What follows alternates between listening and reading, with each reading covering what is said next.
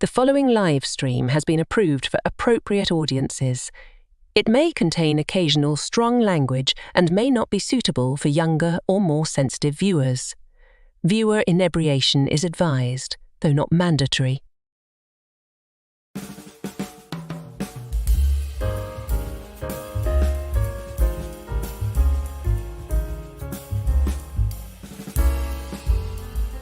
Good evening, happy Friday, and welcome to Last Call, where when the booze goes in, the sorrow and the strife of the week have to go somewhere else. Speaking of going somewhere else, how about the Abbott Ranch in Wyoming? The question is less where so much as when. And to help us examine these and other questions about the Amazon Prime original series Outer Range, we are joined once again by friend of the channel, Deleted Scenes. We'll discuss episode 4 and 5, talk about where Joy has been, where Amy is, and how much Autumn knows. So top off your glasses, strap in, tell me what you're sipping on in the chat, and we'll roll this Canarble Wagon right after we yield the right-of-way to that herd of buffalo.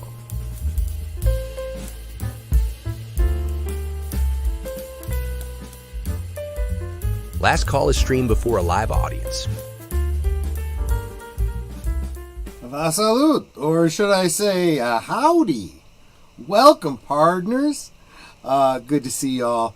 I am really loving this season. I am sipping on, I figured this was a whiskey night, but I have been kind of having a hankering for that. I had it on the stream a while back. One of y'all bought me this. Elvis's Midnight Snack. Peanut butter, but banana and bacon flavored whiskey. Let me tell you something. This is really yummy. Even Netter likes it, and she is not at all a whiskey drinker. You definitely smell. Well, I was going to say you definitely smell the banana, but I'm getting all of it. I'm getting the banana, I'm getting the bacon, and the peanut butter. See, I wasn't smelling peanut butter. I was smelling the banana, I was smelling the bacon. I was not smelling peanut butter, nor do I taste the peanut butter. Oh, it's sweet. It's like a dessert. It really is. We just came back from, we had run some errands, and we stopped to get, I wanted to pick up this whiskey, but we also picked up some snacks, some chips and cookies and stuff like that. Just Spice drops for Netter. And so as we're coming into the house, I'm putting the bags down because I'm just going to bring them all downstairs, right? So I go, let's see, chip snacks, cookie snacks, liquid snacks. So, by the way, I haven't shown this off. You guys, thanks so much for all of the kind anniversary wishes to Netter and myself last week. Did not get a chance to show you what Netter got me for our anniversary. It's a t-shirt. Yeah, I'm going to say you might have to... It's okay. I'm on 500 milligrams of... I got to stand up for you to see it. Fuck it all. She got that for me. I laughed so hard, and you know what the first thing I thought of was... Fuck it all, don't give a shit anymore. I just thought that was brilliant, and now I've been age restricted, I'm sure. So... Like, this stream is for anything younger than 21 anyway. Well, I know, but that 7 seconds is going to have the rat on my tail faster than you can say zippity-doo-dah. Let's say hi to the chat. Welcome. Thank you so much for being here, every single one of you, starting with, first I'm seeing Big Al of Big Al Presents, who says, have a great stream tonight. My friends, welcome and thank you. We will be over on Big Al's channel tomorrow night for the 1960 classic sci-fi film, The Time Machine. I love that film. Absolutely. I tried to like the remake. It was okay. I liked some of the things they did, but you shouldn't remake classics. You really shouldn't. Vasalud, Lady Miss, thank you so much for the roses. You are so sweet. This guy is annoying, but Netter seems to like keeping him around. JPRPH1, Hail, thank you so much. Channel member, friend of the channel, super appreciate you. Aged Boomer, let's get you in here and ask you how you doing, my friend. How goes the battle and what you sipping on? I'm doing okay. I guess the battle so far is okay, but hurricane season's not over. But I am imbibing tonight. I have an Angry Orchard Crisp Imperial. You know, I was this close. There you go. That sounds yummy. I was this close. Yeah. I was so close to getting a Mike's Hard Lemonade. Big Al had mentioned it a while back, and then I was this week drinking lemonade, and I'm like, I think I'd like a hard lemonade. But then, you know, I just had this Elvis thing going on. No, so I said, nah. They're kind of sweet. They are. This is too, though. Ciders are odd. It's funny. When I went to a housewarming a few weeks back, right before I caught a certain disease of unknown origin. Yeah. And flu. I brought it. Yeah, and I brought a case of Angry. Or I wanted to get some hard cider. I usually used to prefer Strombow because they were more tart than sweet. This isn't bad though. This Angry Orchard, I think, because it's a crisp variety. It's not bad, and I like to get it in cans when I can find it. Let me ask you this: have you ever made your own cider? I have not, but my dad had an interesting story when he was young and on the farm, and I think someone was leaving some cider out, and he was trying to take. Said, "Don't drink that," because they were trying to make it hard cider. Gotcha. Yeah. We used to the church that we were with. We were with the children's ministry, and so we traded off with a bunch of other parents, on who brought the snacks and so on and so forth, and. There was a little mix-up with some of the apple juice from... No. It wasn't a mix-up. What had happened was... Well, I know. I was just saying it that way. Oh, okay. Yeah, we were having a picnic. A mishap is how I really should say it. We were having a picnic outside. So our classes were going to be outside for the kids, for the church. So, like, the church service and stuff for the adults obviously was a little bit further away. And then all the Kingdom kids were in another area. And someone had given us some apple juice to bring to the children's service the prior week. We had it in the trunk of our car. Okay. It fermented. The kids were drinking beer. Awesome. Yup. You must have been popular. Well, it was like one of the other teachers was like, "This smells fun." She goes, "Why does this smell like beer?" And we're like, "It's apple juice." Uh-oh. Yeah, and it's like, it fermented in our car. Yep. And someone went and bought some Coca-Cola or something. Nobody. I mean, if anyone got drunk, even the pudding pop people, nobody said anything. Someone ended up getting a bunch of water for the kids so they have something to drink. But it was like, oops. So I guess technically we have made cider, but not intentionally. Yeah. I think if I'd done it intentionally, I would have made it better, to be honest with you. But the title on this can says "Big, Bold, Madly Refreshing." Okay. Is it madly refreshing? I guess it's not bad. Okay. It's not bad. Okay. Good. But, Connie Cleary. Hopefully, I can make it into the chat room. I'll be picking up parents at my aunt and uncle's place. They don't have power, just a generator as power right now. Mom and Dad need to return Uncle Joe's Jeep. Gotcha. Obviously focus on this isn't a watch party or anything, so if you're not here live, that's fine. You can always catch up if you're real interested in the topic. And salute to Deleted Scenes, great friend of the channel, channel member, and waiting in the wings. How are you doing, my friend? How goes the battle and what you sipping on? Well, I have very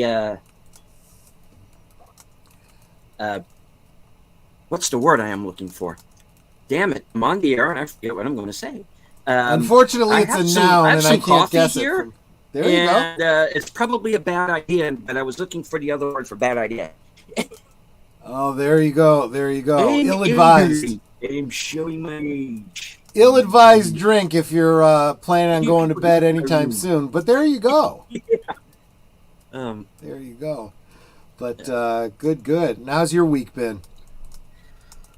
Oh, it's been a week. I've been walking between the raindrops, as Tom Waits once said, and it's been a busy week. Interesting week. When you're in the middle of one of these storms, it's kind of like drawing straws. I mean, either you're going to get a tornado come down right on your house, God forbid, or you're going to be absolutely fine and just have to pick up some branches and for the water to go down so you can cut your lawn again. Or you got to deal with flooding, but Age of Boomer wouldn't know anything about that, would you, Age of Boomer? We got it bad, but people this time around, people in the neighboring county got it even worse than we did. My heart goes out to them. It's awful. And, Speaking of flooding, hi.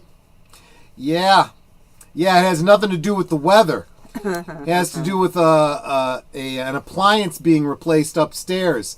And some very, I don't know if inexperienced or just lack of thinking handymen screwing up. Water just exploded everywhere, poured down into the basement. Yeah, there were casualties. Yeah. Oh, yikes. Troy is not a happy camper. I am not a happy camper. Some comics, some collector's cards. I am livid.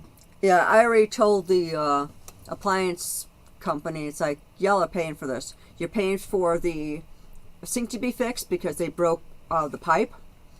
Okay. Even the comics that survived, all the boxes were destroyed. That sucks. My long box? You know what I mean. The long boxes, the short boxes, all of them. I am actually surprised that none of my Badgers were damaged because they were one of the ones on top where the box was just totally effed. Yeah, we're not happy, but there you go.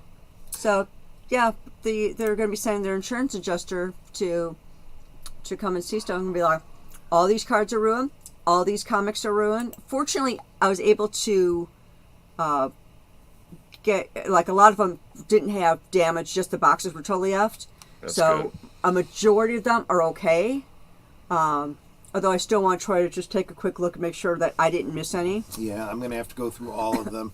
And I figure as long as we're going through them, I can start doing my inventory so I can get back to my collection. Because, there's always the one or two issues that are missing anyway that you need to, get. But and I really need to throw some money at my comic book guy anyway. So this is a great opportunity. Comic books. So, Netter, how you doing this week? And what are you sipping on? Well, considering that I know how the battle goes. Yeah. She's been fighting it with me. I spent all of yesterday afternoon trying to clean up a torrid flood of water in about a quarter of our basement, trying to pull out the collectibles as fast as I could so they wouldn't get ruined. I could salvage a bunch of them. Having to deal with the worst part was people. That we literally had them under tarps and protected and whatnot, specifically because we knew that there were plumbing problems upstairs. No. See, we go had ahead and tell. Yeah, I had put tarps over a bunch of stuff because our original dishwasher started leaking into the basement. Just a couple drips, but it was enough to be annoying, and it was starting to damage some stuff. So I put tarps around it because I figured, okay, I'm going to keep the tarps up until we get a new dishwasher. Then I can take them down, I can wash them, put them away. Well, they put they actually gave us a new dishwasher, or we bought a new dishwasher. Then we discovered it didn't have a heating element. So we were swapping it out for another one, and this is when they broke the turn-off valve under the sink. It just came right off the pipe, and the fellow his name is Raphael, really nice guy. He's always fixed our stuff. I really like him. The idiot they sent with him is the one that I wanted to punch. Get to the thing about the tarp. So Raphael gets the water shut off because I actually didn't realize we have a second water shut off downstairs. I put a big sign in front of it, honey, red letters, water shut off, arrow pointing to it, so you know. So he's trying to do a different one to try and get it shut off, And he couldn't do it with his hands. It was tearing into his hands. So he pulled off his shirt, wrapped the knob with his shirt, and was doing that to get the water off. Got the water off, and he's just standing there, like, this expression on his face of pure horror as he saw this water coming down. Plus, it was hot water, so the guy burnt himself, too. Yeah. Where Idiot Boy is just standing there like a big lump. Oh, looking underwater. So then, because he's like 6 foot tall, and Raphael had gone back upstairs to try and see what the damage up there was, I said, since you're tall, it's like, can you tell me, is the tarp totally covering the top of the wardrobe? Because we have a cloth wardrobe that we had a bunch of his collectibles in. He goes, yeah. Now, I had a pole sitting on top of there to weigh down the tarp so it wouldn't slide, because silky material likes to slide. Idiot Boy picks up the pole, puts it down on the side. I'm like, why did you move that? I said, put it back. Yeah. And when he put it back, because he got pissy, he threw it on top of the wardrobe. And that's what caused all the water to just pour down into the container that had all the comics and stuff. Yeah. So I made sure that I told his boss about that. Plus, we're back upstairs in the kitchen, and Raphael's saying, yeah, this has got to get fixed by a plumber. You need a new something. And Idiot Boy's like, yeah, we don't do that. Maybe you could call a friend to help you. And I'm like, it's like, can you just, like, go away? Yeah. And so he's standing in my living room. So we're in the kitchen. Living room is right next to the kitchen. And Raphael is talking to me about, what I need, and has me take pictures of the ends and stuff so I could show. There are 2 plumbers that I contacted that had done work in my house before. So I sent them both the pictures and stuff. And Idiot Boy kept going, well, I turned it off under the sink before and it was an issue. I'm like, no, you did not. You turned it off downstairs because we turned off the power and then we immediately turned off the water right next to it. Because that's how you do it. Yeah. Right? You don't, if you're doing electrical work, you don't turn it off at the switch that you're working on. You turn it off at the main.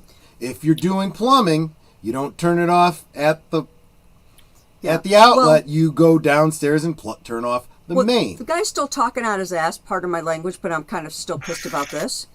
And I was like, stop talking. Just stop talking. Yes. I was channeling my inner Troy when he gets really pissed. Yup. And he goes, fine, you can do this all on your own then. And he stormed out of the house, and he slammed open our screen door, breaking the little, I call it the elbow, the thing that keeps it... The hydraulic... Yeah. Are you kidding? Spring, he bent it. Yeah. Oh, wow. Yeah. So we took pictures of that, because Raphael and I both took pictures of it. So Raphael could show his boss. I had them for, insurance or whatever, because their insurance company is going to come, and I'm going to be like, look what he did to this. And I told her, I said, you better tell them. Oh, I did. If he comes back and comes into my house, he will not be leaving under his own power. No. And I'm not joking. I am not joking. Yeah, I told the owner, who's like the owner manager, is like, he is not allowed back in my house. I said, if he comes here, my husband will kill him. He is not allowed anywhere near or around my house. Probably not kill. Well, I want him to suffer as long as possible. I mean, I probably didn't say kill, but I was like, my husband is very, very angry at him. You do not want him anywhere near my house. I don't want him anywhere near my house. And so I spent a good deal of time mopping up all the water, trying to salvage what I could from the wardrobe. Of course, we don't have any water, so I can't shower. And by this time, I'm soaked, I'm filthy, I felt gross. And then I took today off of work because it's like, I guess you still got to deal with anything that's still left that I didn't get to. It's like, it is. When I say brutal week, that's what I'm talking about. I really need hugs. I know. Hugs. Or alcohol. It should not be a surprise to you when I say...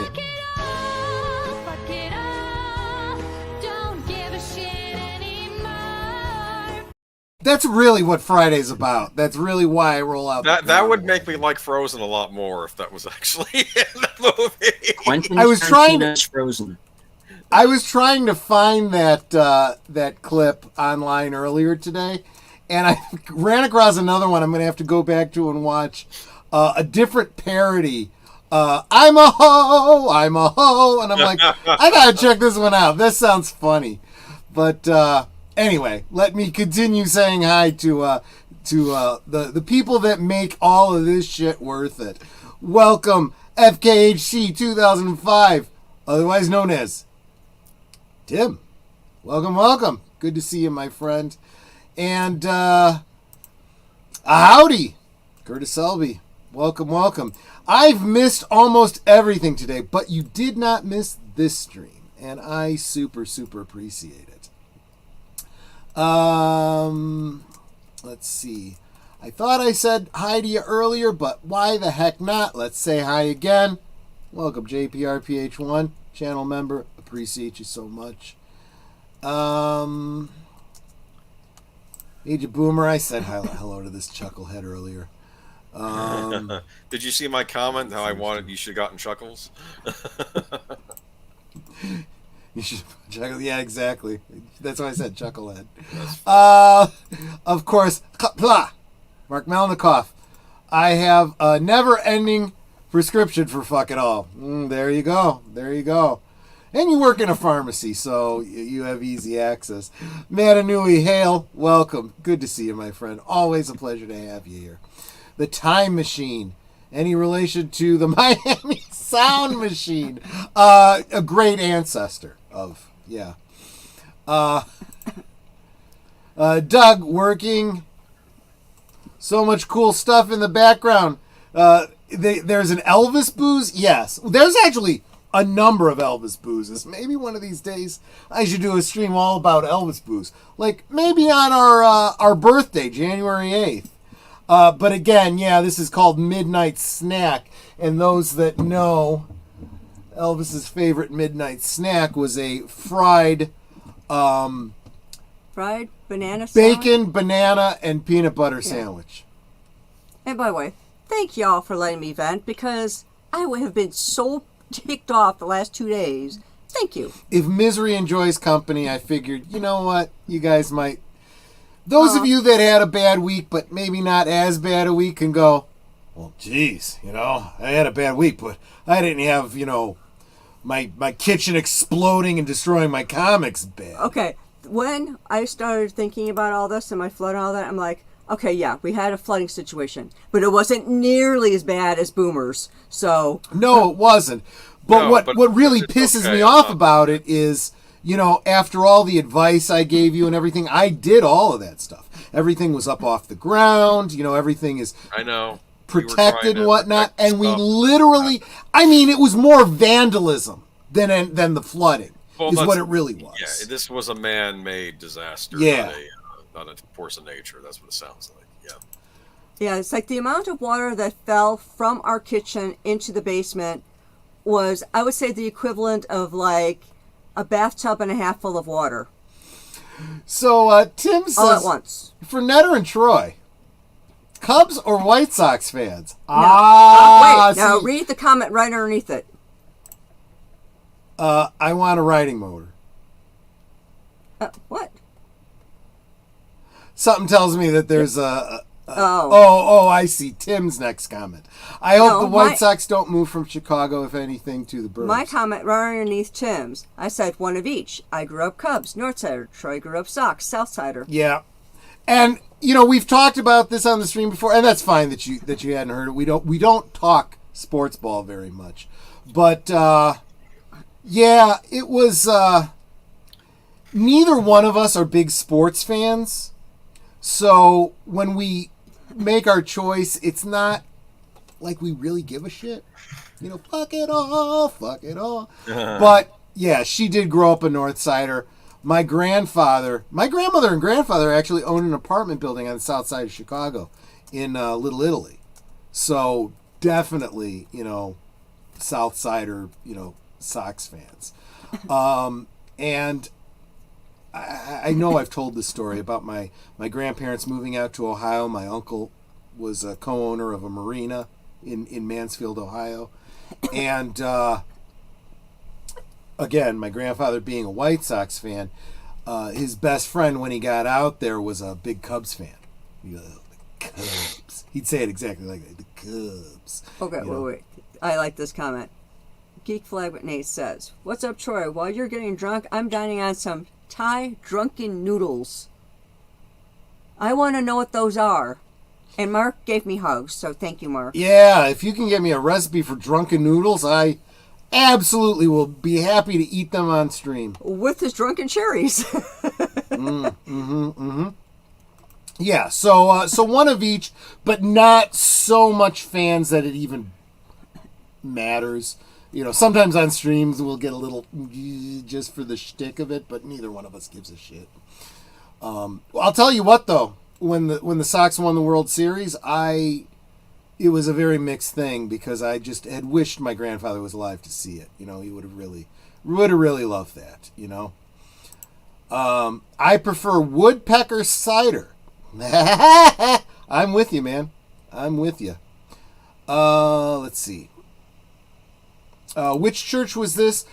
International Churches of Christ? That would be an interesting topic if you are so inclined. Who said that about the IC? Pardon me? Who said that about the ICC? David is asking about the international. Well, he said which church? Sticks. Yeah, okay, I'm with you. Gotcha. I hope the White Sox don't move from Chicago, if anything, to the suburbs. Yeah, you know, everything that is Chicago needs to move to the suburbs, or I will not be partaking anymore. Mark, if you're still here, feel free to chime in. We've talked about this. I don't even do Star Trek cons if they're in the city anymore. I will not go into the city anymore. Screw Chirac. Love the city. I always did, but it's become a hellhole. It really has. It's kind of like walking into Detroit. Keely Chow, how you doing, my friend? Good to see you. I super appreciate you being here. What's going on? We are still saying hi to everybody in the chat. We will get to the main topic very soon. I promise. But you people, you wonderful people in the chat, far more important than anything else we have to talk about. Good evening, Dadman Walking 55. Yes. Definitely, if you want to, well, you know what? Not just Dadman Walking, but a lot of the people we've been saying hi to in the chat. If you want to get to know them a little bit, get over to Netter's Network. She's had them on as guests. Talked about the channel. Talked with them a bit. Not just Dadman, but Mrs. Dadman. Mrs. Dadman. And David, no offense, but let's face it. Yeah. The better And David, the cards were protected. We had them in boxes in a wardrobe, so they were. The problem is that when you have everything up off the ground, inside of a material credenza, in a long box, albeit cardboard, you expect it to be fairly safe. Yeah. But the amount of water, and it probably would have been spared if this guy hadn't actually touched it and fucked around with, Yeah. you know, like I said, it was the protection. equivalent to like a bathtub and a half full of water all coming Just down at once. poured over the hot top. water Yeah. on top of it. But every month of comics is in its own plastic bag, so some of them got wet on top. Those are the ones that we're going to be pricing out to the insurance company. But yeah, I'm pissed, but you know, this has to be addressed. And let me tell you, we won't be doing business with that company ever again. No. Yep. I'm waiting for the insurance to settle with us. Well, first I have to take the damaged comics, see if I can find them so I can at least get a price on them. And They're not terribly old or rare, so you should be able to find them fairly easily and fairly... Hopefully. It's just having to go through this shit pisses me off, you know? Yeah. But then there's those 4 mail-aways that I want to see if I could find them because you can't get those mail-aways anymore. And I mentioned all this to the guy who owns the appliance place. And it's like, yeah, send your person over here. I will put up a list or make up a list. I'm going to try and price them out so I can provide that to you. Steven, would you drop your link real quick for David so that he... so that we're for sure he's got your... David's actually on my channel, so you might have to drop it there. Well, then... I dropped it in the chat. Oh, no. There Yeah, you he did. On mine. Okay, I see it there. About halfway down. Okay. Let's see here. I think I said hello to everybody that's in my chat, and I know I said. I'm sorry, Curtis. I don't know who you're talking to. The one about subbed Keely Chow. Oh, gotcha. Yeah, because like a couple comments down after that, he goes, yes, please, folks, definitely be subscribing to each other. This is a big part of why we do what we do. We want to build the community. And even if your channel, you're not one that does like content or whatever, don't worry about it. You subscribe to each other. Yeah, it's like I know people who have zero content. They got like 75, 100 subscribers. It's like, keep in mind something else you could do. Although this, Netter probably wouldn't be too big on. This isn't interview material for Thursday things, but you can always the favorites that you do, videos that you like, and you create a view list. You can make that public if it's stuff you want to share and say, hey, this is the stuff I like. Check it out. You could do that too, if you're not making your own content or whatever. And forgive me, I'm just going to kind of breeze through some of this. If there's if you really want to get my attention, make sure that you at me or whatever. For example, wow, Netter just got my attention. Wow. Just leave it at that, honey. Okay.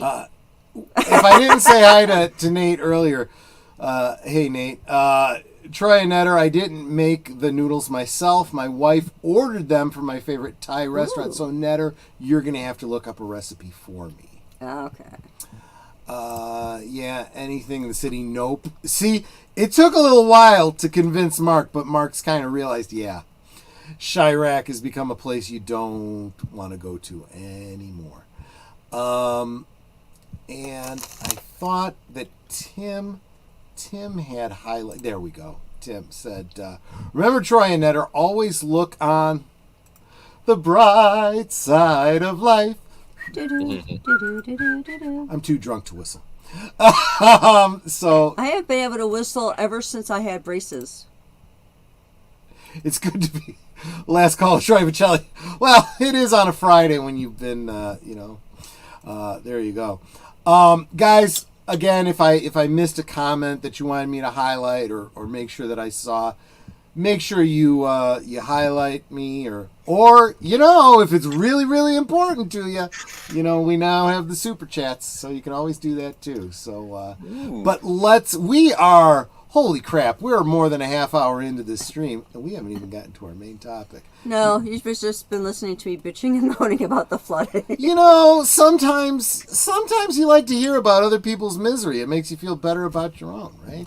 It's like, man, I had a week, but I didn't have my comics destroyed. And if I recall, it was David who was asking my guests last night on Thursday Things all those really great questions. So thank you for that, because I know he really appreciated that. And when he comes back on, realize that is encouraging to people. Oh, yeah.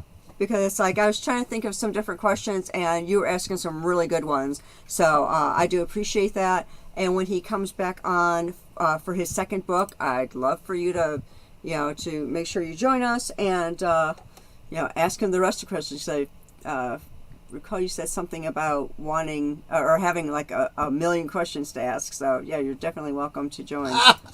So, Nate is basically making a commentary about inflation. He said, I was watching a clip of the honeymooners. Ralph and Alice were arguing about his paycheck. She paid the rent, paid the dentist bill, bought a week's worth of groceries. Ralph's check was $42. Yeah, $42 would not pay for any one of those things today. It would pay our water bill. That's it. Yeah. Our water bill is usually about $38. And Mark says, we leave the lights on for you. Yes, I remember that. That wasn't Howard Johnson, was it? No, it was like Motel 6 or... Motel 6, I think it was. Was it Motel 6? We'll leave the light on and we'll leave the light on for you. Yeah, that's right up there with Pepperidge Farm, remember this? They did. I need to go back and watch that. I need to start getting serious about my own writing career. In fact, I mentioned on Thursday, At least I think I did. I know I mentioned it in the backdrop. I don't know if I mentioned it live.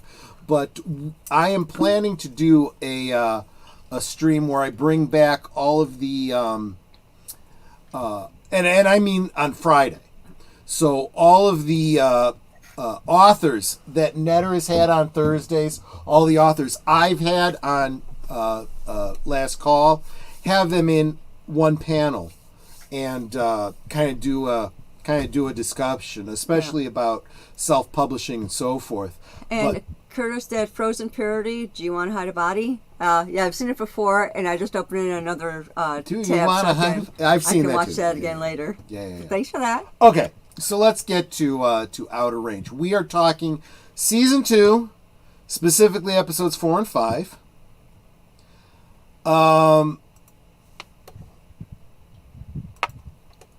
Deleted, can you do a very, very brief, get us up to date? I mean, I'm not sure I could, but maybe you could. Okay. All right. You talk, I'll drink. Okay. Well, when we last left our gang, Royal found Joy crawling out of the hole. Well, time portal, I should say, because remember, so this is out in his outer range, right? The West Pasture, yeah. Oh, that's why they call the show that. And we lost Troy. Okay. Oh. I'll go on until he comes back. All right. So Royal finds Joy as she crawls out of the hole after having been missing. Sorry, guys.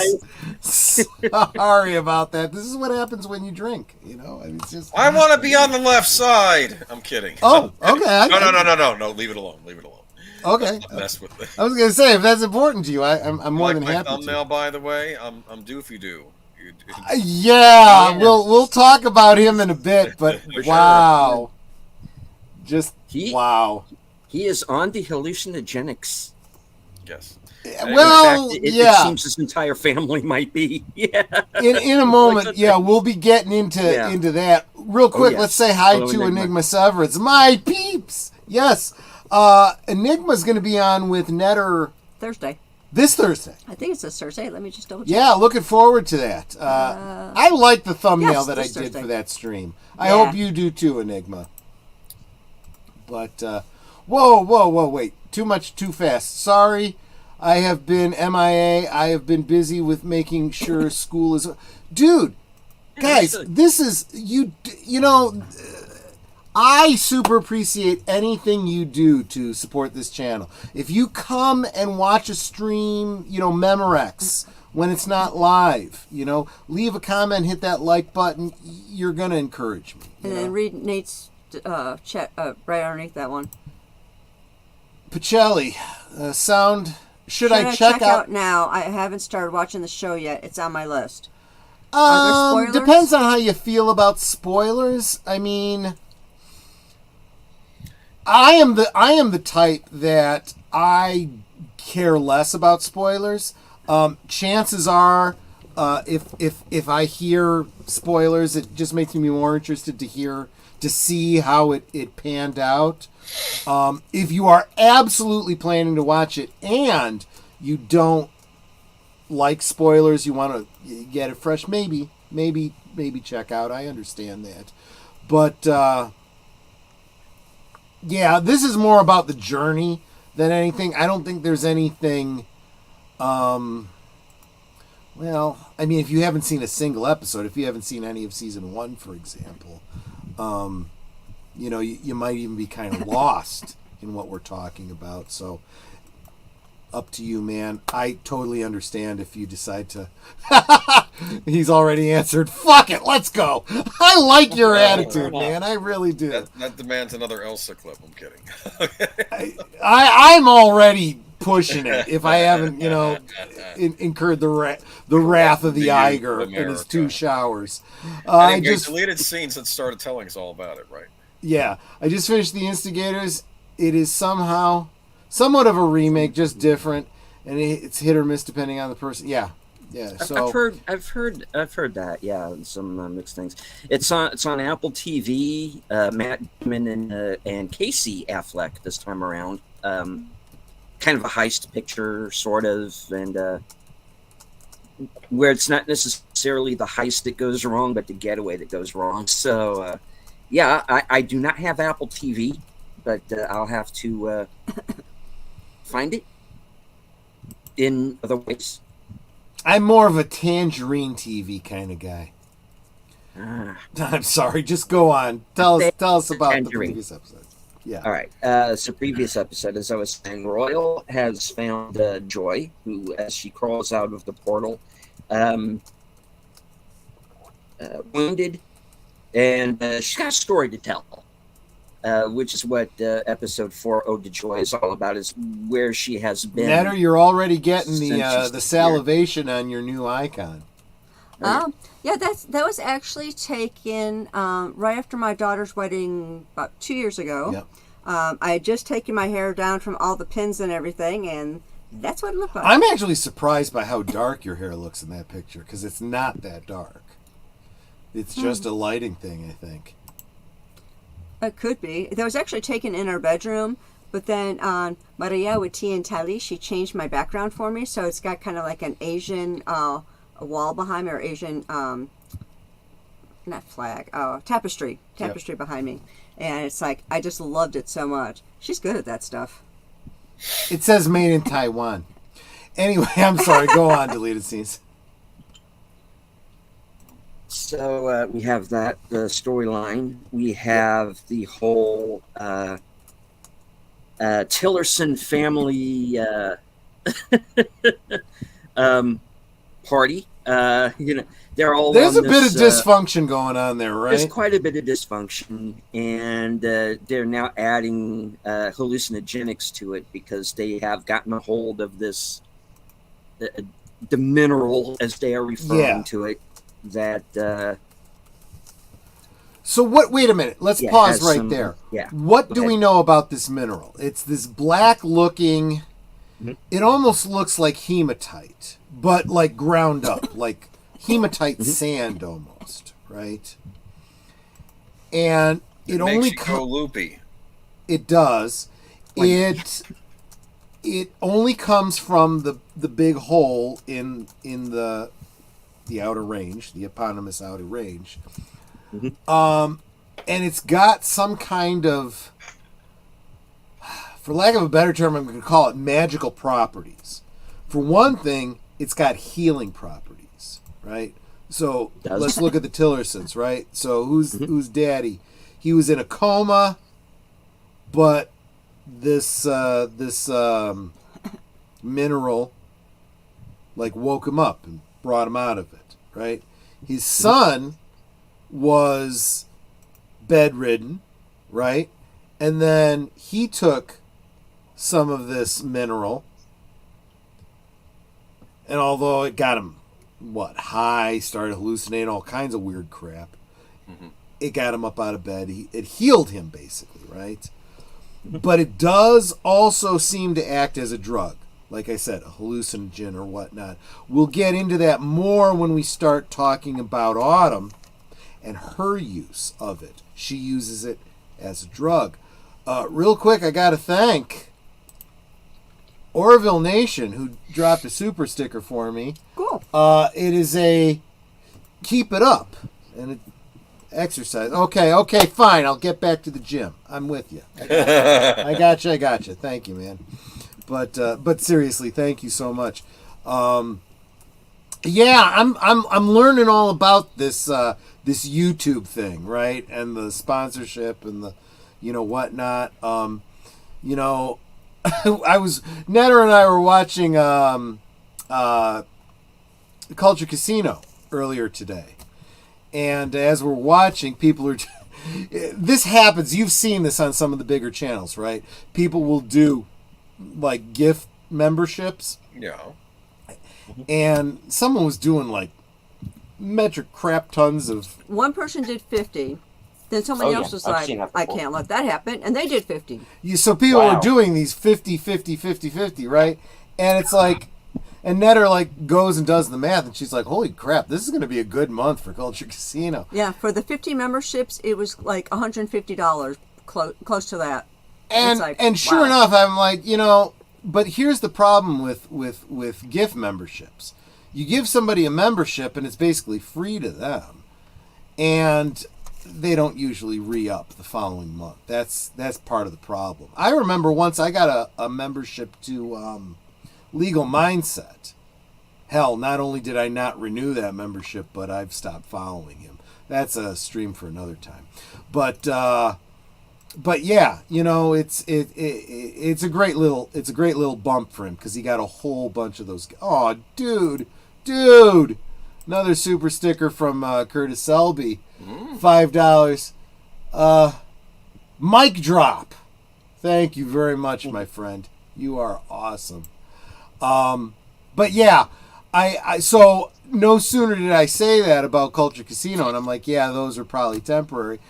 All the gift memberships from like last month have fallen off on mine. I'm like, I lost a third of my memberships, and I'm like, well, again, unless you're, it's the. Have you ever heard the guys on the panel? Have you ever heard of the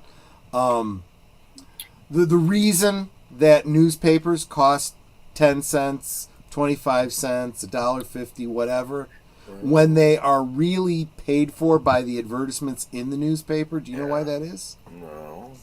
Why do they not just give you the newspaper for free? The reason is, you go to those little vending machines, you put your money in, you value that newspaper. You're spending $1.25 or whatever on the newspaper, and it's like it has value as opposed to, well, it's just free. I'll just use it to line my, bird cage or bird cage or whatever. Yeah, it's this perceived concept of value. Oh, dude, thank you so much. One of the most supportive communities on YouTube. Well, I have one of the most supportive communities, keeping this channel going. You guys, when channels say you guys keep the lights on, you really kind of do. You really, really do. Super, super appreciate it. But, yeah, there you go. Wait a minute. Wait a minute. This is Adult Sex Weekly 69 cents. Nice. I'm a YouTuber, so I am obligated to say nice whenever someone says 69. Just there you go. But anyway, so here's the problem. We're 3 episodes into the series, and Joy has been missing since the finale of last season, right? Mm-hmm. She fell into the hole. She ended up back in time. We know she's back in time because she sees all the wigwams and she sees the herds of buffalo and whatnot. We know she's gone back in time. And that's where we left off. And we've been 3 episodes not knowing where she's at, but we ended last episode 3, with her daughter going through family photos and saying, look, it's Mama Joy, and of course nobody's listening to the little kid, because you don't listen to little kids, they don't know, whatever. Yeah, whatever. Until you put her to bed and you look at the picture she was looking at. It's a picture from the 1800s, and sure enough, it's friggin' Mama Joy. It's one of those Back to the Future kind of moments, right? Marty and the Doc in front of the clock tower before the clock has been put up in the tower, Same thing. So we've been waiting for 3 episodes not knowing what's going on with Joy. And now we get to episode 4, Ode to Joy. I'm very on the nose title. It's not wrong. So the title, or the title card, the thumbnail for tonight, that is not clickbait. I really do feel that this episode is my favorite. I think this is the best episode of the show. I love like a Western. It very much was, but it's this great out of time sort of story. Anyway, one of you guys want to sum it up, because I'm all over the place. I'm all fuzzy. So it sums up. The episode is all about Joy revealing to her friend that Michael Jackson became the king of pop. And you're kind of jumping over some story there, Agent Boomer. Basically, Joy kicked butt in this episode. So this is, for all the talk I've done about time travel stories, this one was the most relatable. Joy going back in time just struck me as the average person dealing with unexpected time travel, right? She's acting sheriff, right? She goes back in time, so she has a modern day sidearm, right? She's got all this knowledge about the future, and now she's got to adapt to being back in time and do it quickly before someone burns her at the stake as a witch or some kind of crap, right? But so we find out from her perspective, we're kind of jumping back to basically where we left off last season with her, and she realizes that she's not in Wyoming anymore, right? Well, she is. She is. Yeah, just generations earlier. Version. Yeah. Exactly. And so one of the things we've often said about this show is that it deals with modern topical issues and stuff. It deals with, what people might think of as, woke issues in any other show, but in a very realistic way, right? Yeah, it's so for example, politics of the time. Exactly. Joy is a gay woman married to another woman. They have a daughter together. I'm not sure they ever went into the details of who, carried the girl and who the fathers or any of that kind of bullshit. Doesn't matter, right? These are modern families with modern issues, but they don't harp on it. They don't have gratuitous, whatever. I think last time we talked about this, I made reference to the whole trope of the lipstick lesbian. These are definitely not them. They are the realistic sort that are like, yeah, whatever. That's your family. That's your thing. I don't give a crap. And Netter and I were just talking about this today. I said comparing Joy and her wife to Royal and Cecilia. Cece. Yeah. Why did you have such a hard time? I don't know. She wants to go to the room. She wants to go to the room for making love. Right. That's Four Rooms reference. That's a rewatch we need to do sometime very soon. We'll pair that up. We'll pair that up with another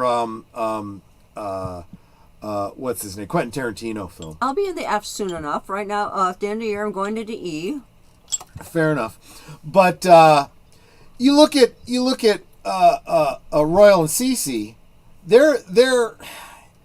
I don't think we've ever seen them kiss.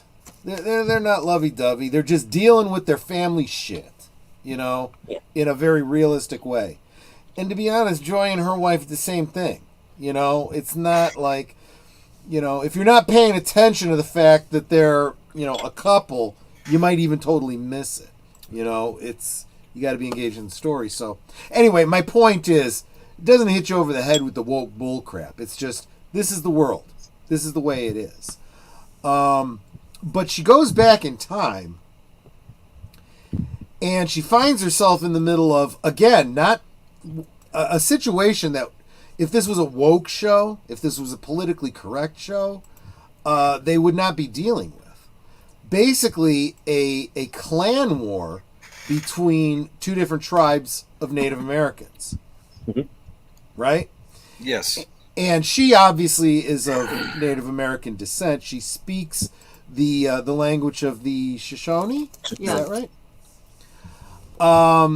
And she defends herself against one of the attackers, and then is surrounded by, a group of Shoshone, and in their language, she, says, "Hey, wait a minute, and she's taken with them, and one woman from the Shoshone tribe, who actually is their interpreter to the white men, right? She speaks both English and Shoshone. Says, so, in English, she's like, so, when are you from? No, she starts off with, everyone wants to know where you're from. I want to know when you're from. That's what it was. So you realize this is another time travel. So this is, in my opinion, good writing, right? Because we're following someone from the modern day, 2023, 2024, going back to the 1800s, talking to someone else who's traveled in time back to that time.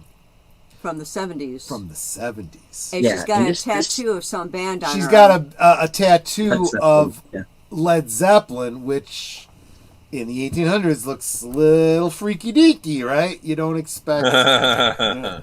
Right. So, and it's the Led Zeppelin cover, that angel-looking album cover, right? Right. So I guess people might see it as a Christian. People that don't, because Led Zeppelin doesn't exist yet. The music doesn't exist yet. So as far as they're concerned, it's a fallen angel, right? So people are thinking maybe witchcraft, whatever.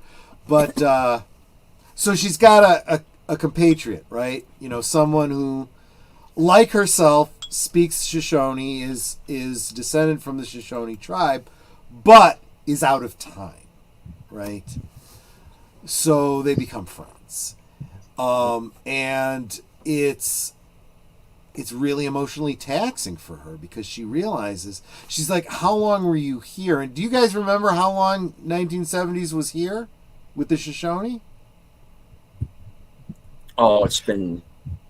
I got years, the idea, right? That it was probably. Yeah, I think didn't she say 16 years at one point? Yeah, I think she did. Maybe I have that in my head for some reason. A while, which is devastating to Joy, because she's got a wife and daughter. She thinks she's never going to see him again. Yeah, she says, I'm never going to see them again, am I? Right? And I mean, that's pretty emotional. I mean, right down to just friggin' outright crying. And she's like, look, I understand you're having a tough time with this, but you gotta deal with it. You gotta hide or destroy or get rid of all your future stuff, and she shares about how they thought she was a witch and so on and so forth. She had to convince them she wasn't and whatnot, and show her value to the tribe and whatnot. And part of her value to the tribe is that she can speak English to the English people. And she's trying to set up Joy to take her place, because she has cancer. And she knows she has cancer because she was a nurse in her modern day 70s life. And she knows that there wasn't a treatment for her in the 70s, let alone back in the 1800s. So her time is limited. And so she's like, Joy, you can take over. You could be the translator, the liaison to the white people, and so on and so forth. The person that she ends up being the liaison to specifically is a landowner, a white man, who has a son. I don't know, what is 10 years old or something like that, by the name of Royal. Mm-hmm. Coincidence? No, not coincidence. She realizes what's going on here. She catches on, right? She's suspicious. I'll say that. At least she's suspicious. Exactly. Right. Exactly. Yeah. Mm-hmm. I'm getting fuzzy, guys. You might have to pick up the narrative from here. So don't forget, we're introduced to Royal's family side of things. Yeah. Well, actually, you know what? Let's go back to season 1. We already knew that Royal was from this time period. Yes. Mm-hmm. We as viewers, not everybody in the in the story knows, but we do. And his explanation was that he had, as a boy, he'd gone out on a hunting expedition with his dad, and apparently he shot his dad accidentally. It was hunting accident. It was a hunting accident. It was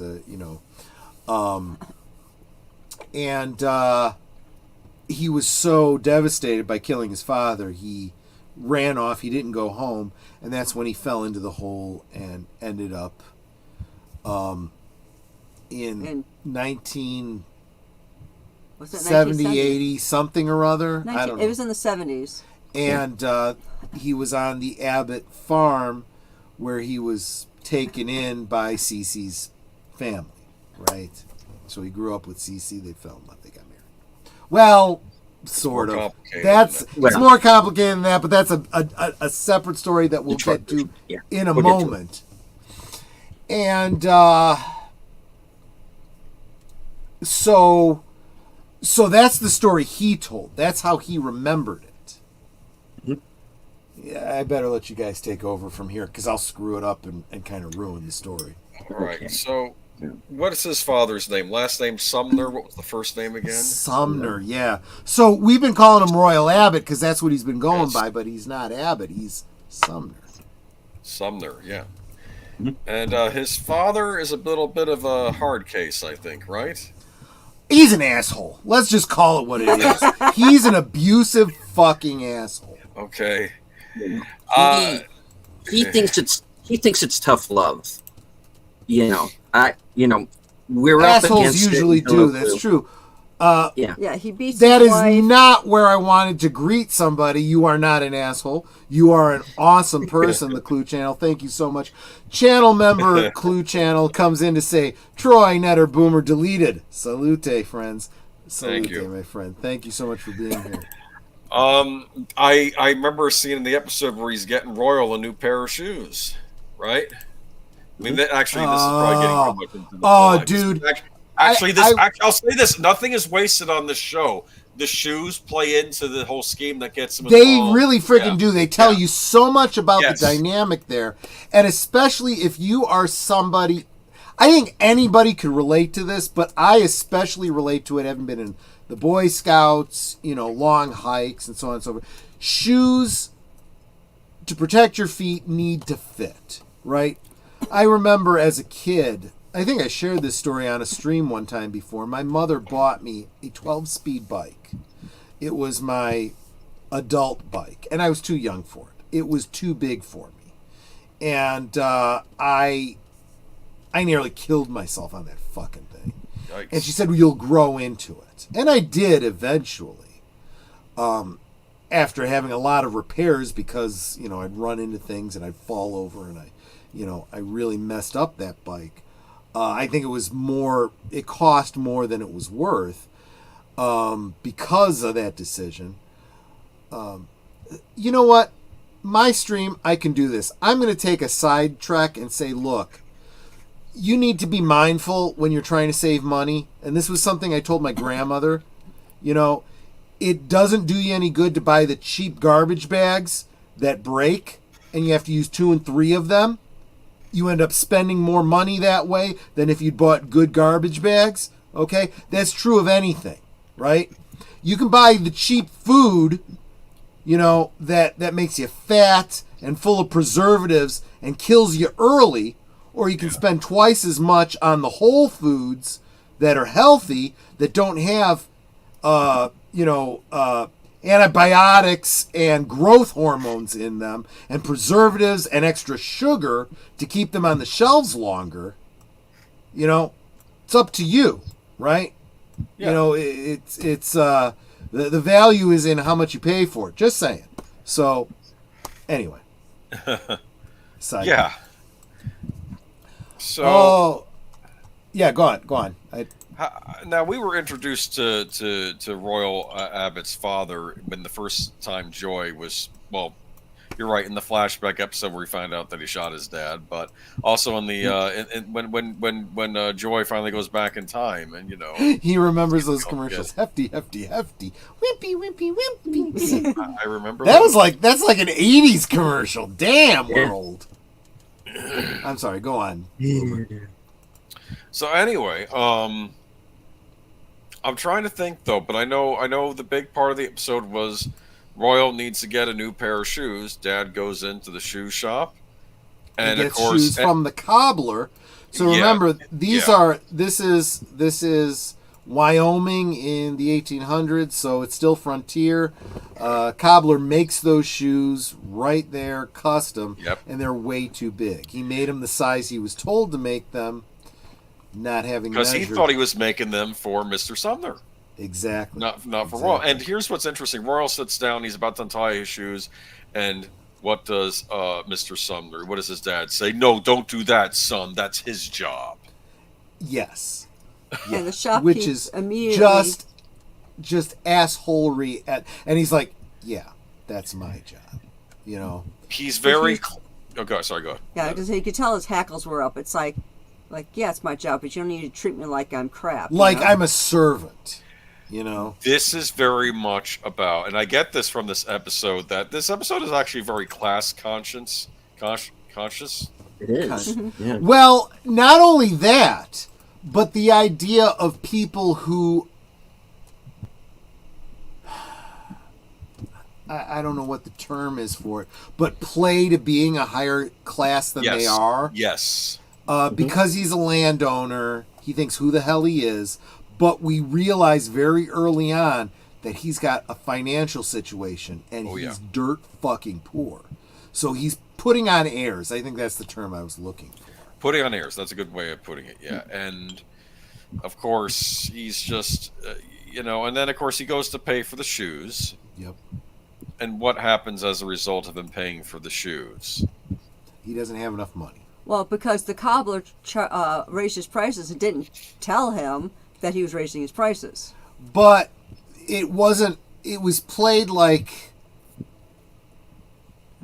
look, if you're quoted a price and then you wait too long to pay for them, the price may go up. And that sounds to me like that's what he was saying happened. He said basically the businessman down, I'm forced to raise prices. That's what he said. He didn't point the thing to the board. Maybe he could have told him it's going to cost more before the kid put them on. Maybe he could have done that. Wait, this is a great comment. David says, so this is like an alternate timeline, settlers and Indians not getting along? Yeah. Actually, you know what? Real quick, I want to use this comment to interject something. And correct me, everyone on the panel, if you think I'm wrong. But I feel like as far as time travel, paradox, all that kind of stuff goes, so far in this narrative, I feel like any paradoxes are ontological, right? In other words, this is a single timeline. Although you don't know about it in advance, everything that's going to happen in the past has happened, if that makes any sense. For example, we were talking previously about the little girl. She looks at the picture. She sees a picture of her mom in the past. It had already happened in the 1800s, even before she went back in time. It's not like we're changing history. This was a predestination paradox. It's not like an alternate timeline, and it's certainly not a multiverse, which I'm very thankful for. So far, yeah. So far, but I'm like, the multiverse thing, and so far this show hasn't. So this comes under the. Go ahead. Everything does connect. Yeah. It's an ontological paradox. It's a predestination paradox. Predestination, exactly. It's just, it has happened, it will happen again. Actually, you know what? I was just going to point to the Time Machine, the remake of the Time Machine, but that's actually a bad example. The best example I can think of for the ontological paradox is the 12 Monkeys, the original film with Bruce Willis. He tries to change the past only to find out that his attempts are part of the established history. This is the two theories of time travel. I believe there was a science fiction story written once about a man that was trying to go back in time to prevent Jesus from being crucified. And of course, things keep stopping him and preventing it from happening. So it still happens anyway. And so you might say that's providence preventing him from changing and this important event. Well, when you start dealing with religious aspects, you could say that's God saying no. But even I've got still, a plan here, my friend. Even in the Harry Potter books, how Harry Potter... That's another great example. Yeah. The whole time... What is that little device? They had a time device, but it wouldn't change. I bought one for Netter, actually. It's the medallion that... Yeah, Time Turner. I think that's what it's called. If you do something in the past or set something up, it was something that was always supposed to happen anyway. It was fixed. Exactly, and you see that. You see that with Harry when he goes back and he does something and he realizes, oh, that was me that did that. I thought it was something else, but yeah, that's what we call an ontological paradox. So far, all the time travel we've seen in Outer Range has been very intelligently ontological paradoxes, as opposed to the other example would be the Back to the Future model, where you go back and change something and then you create a new timeline. So in other words, time is mutable by the time traveler going back and changing something. Although by doing so, he risks his own existence, which should not be possible. If you don't exist to go back and change time, then time doesn't get changed. So that's the weirdness of it. But yeah. So yeah, thank you for sending us on this side tangent, but it's a good one, David, because it relates directly to what we're talking about. Now there's trouble back over at the tribe too while all this is going on, right? Because a couple of kids decided to go hunt a buffalo. Yeah. So you can argue that this gets into the whole... You could call this a woke issue, but it's just... Well, it happened, though. Let's be honest. This is the kind of shit that really happens, so I don't have a problem with because being topical with real history, you know? Here's what's interesting, is to someone who does not understand the history of the time, they could look at this episode as woke. But here's where it's not, okay? Is you have to think of what's going on at the time. There is animosity between the settlers and the Indians, in this case, the Shoshone. Pause there for a second, deleted scenes. I want to also point out that we also came into this whole scenario with two tribes of Native Americans fighting. Yes. Also, this is... I don't care if you're white, red, black, what color your skin is, different tribes end up fighting. That's human nature. Yep. Yeah, everybody is essentially at war over this land, and who's going to be.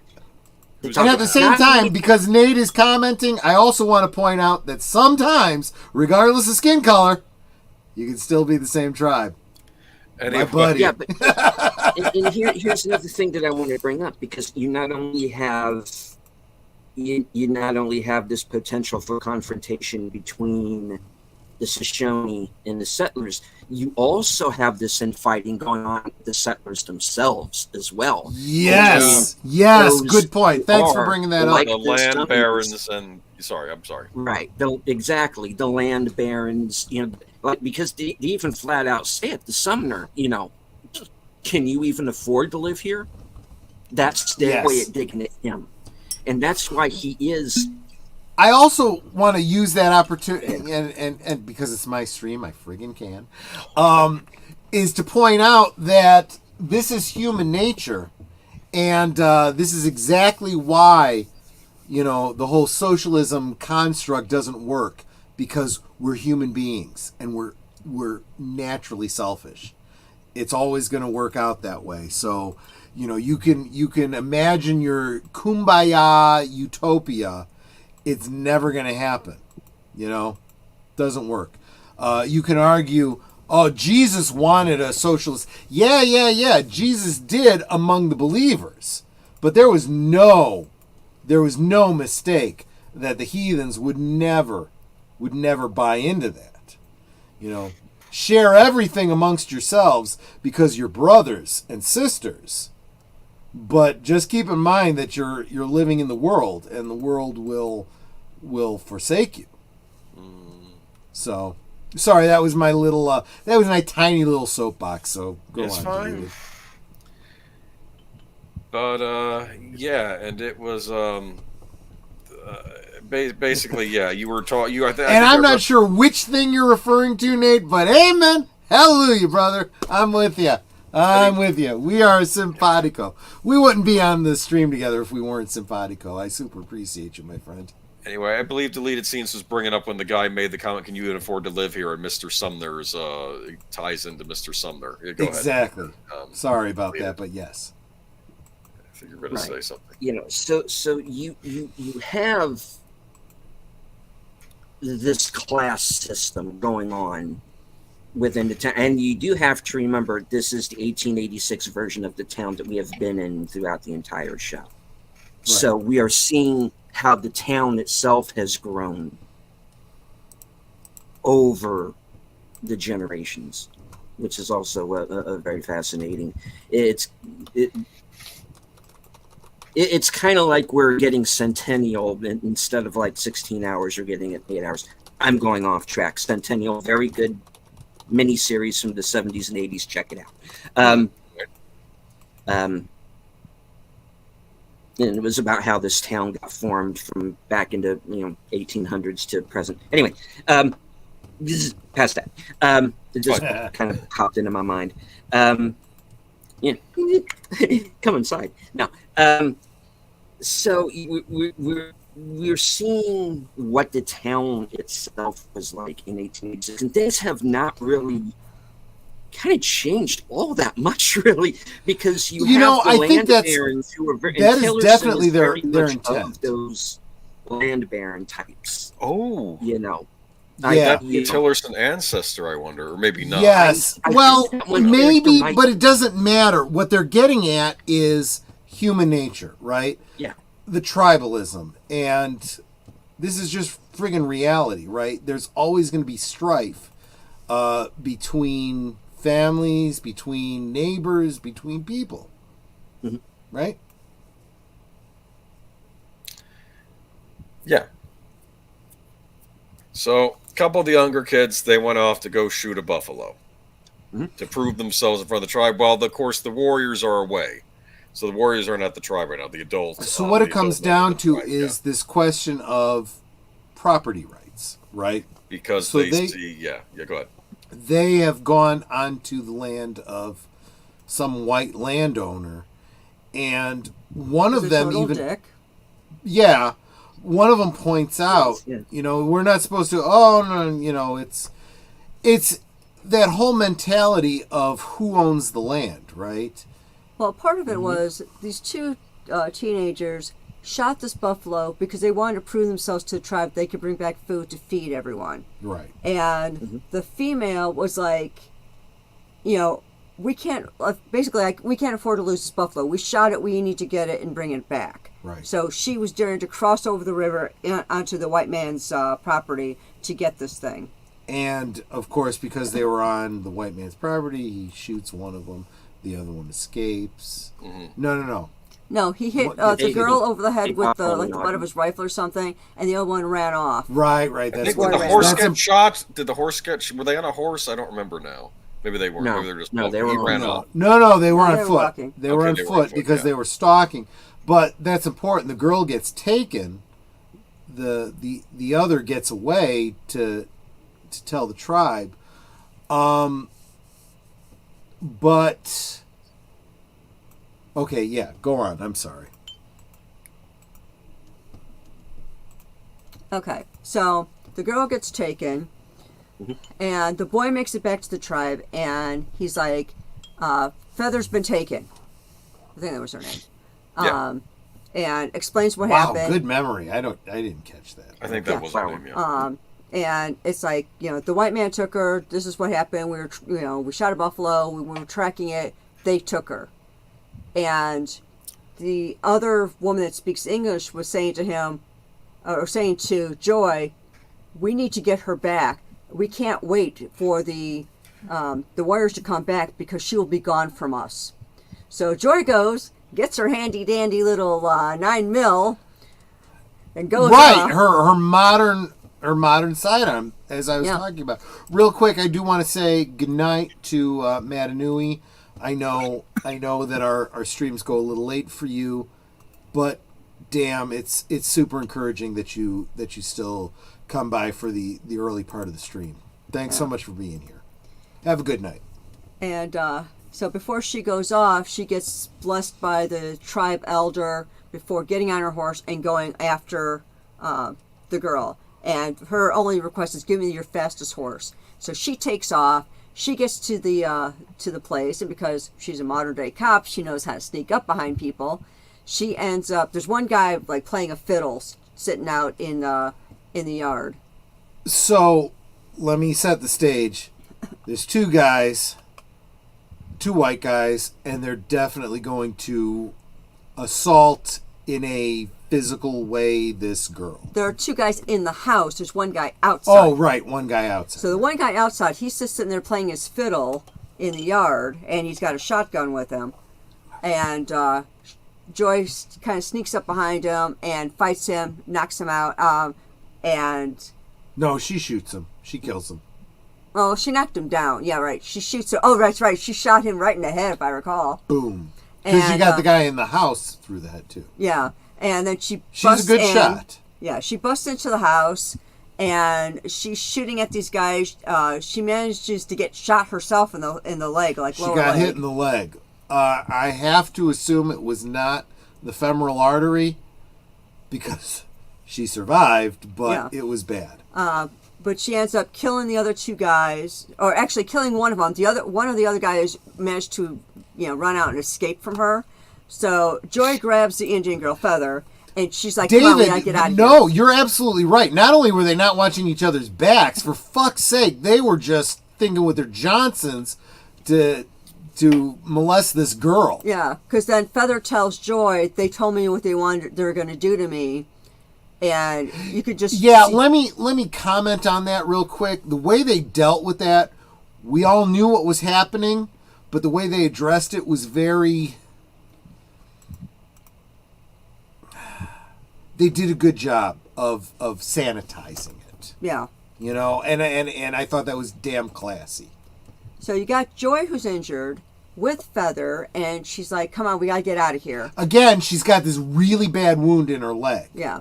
So she gets to the horse that she had taken there. They take off. The guy... Wait a minute. One other important point here. We need to point out this is happening 4 years after she got there. When she first got there, she didn't know how to ride a horse. Yeah. She didn't know how to get on and off a horse. Now she's like, No, and her Shoshone is so much better than it used to be. She's proficient now. Yeah. Exactly.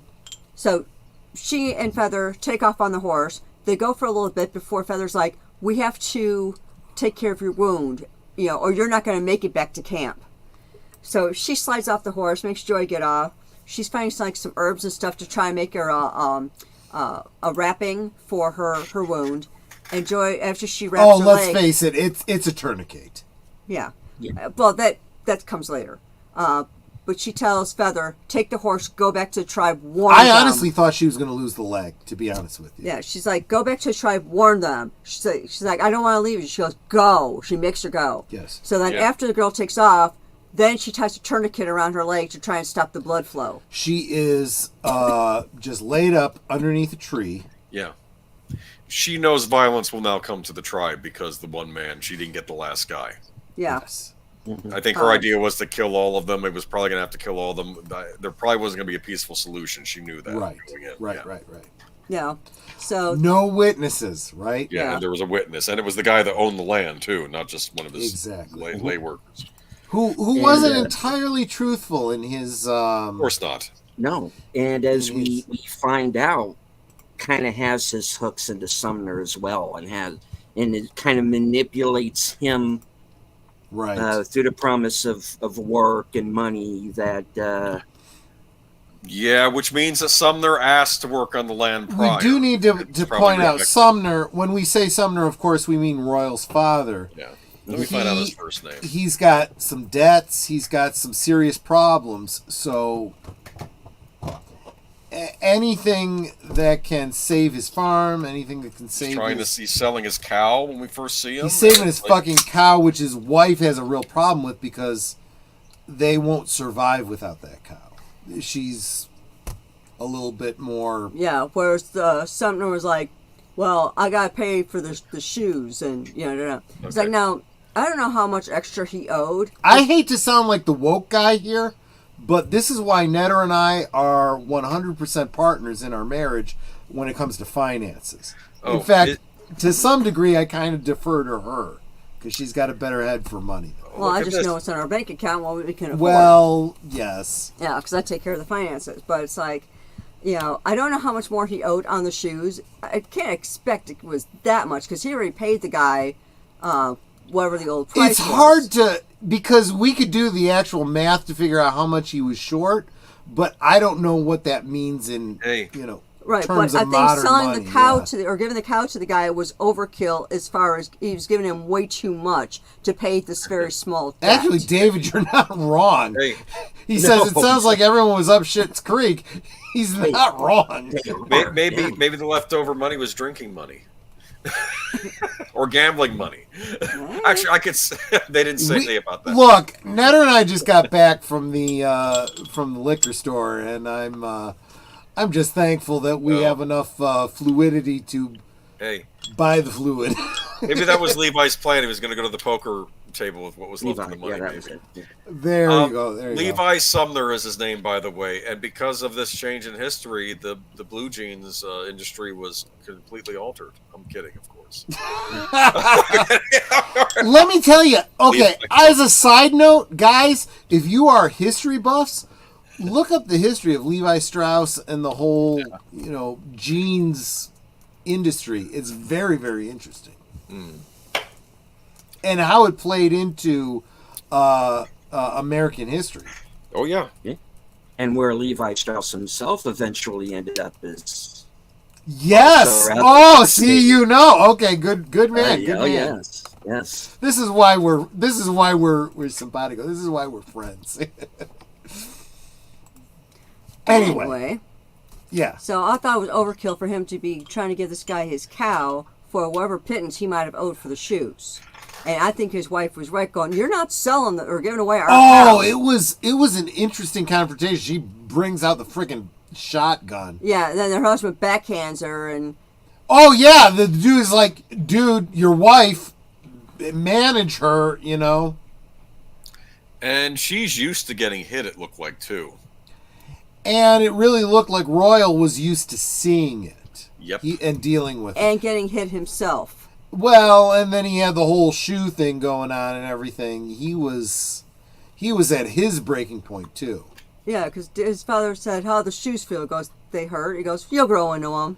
And he said, "Pain is good. It'll help you grow." It's like, fuck you, old man. Yeah. So, cow dude.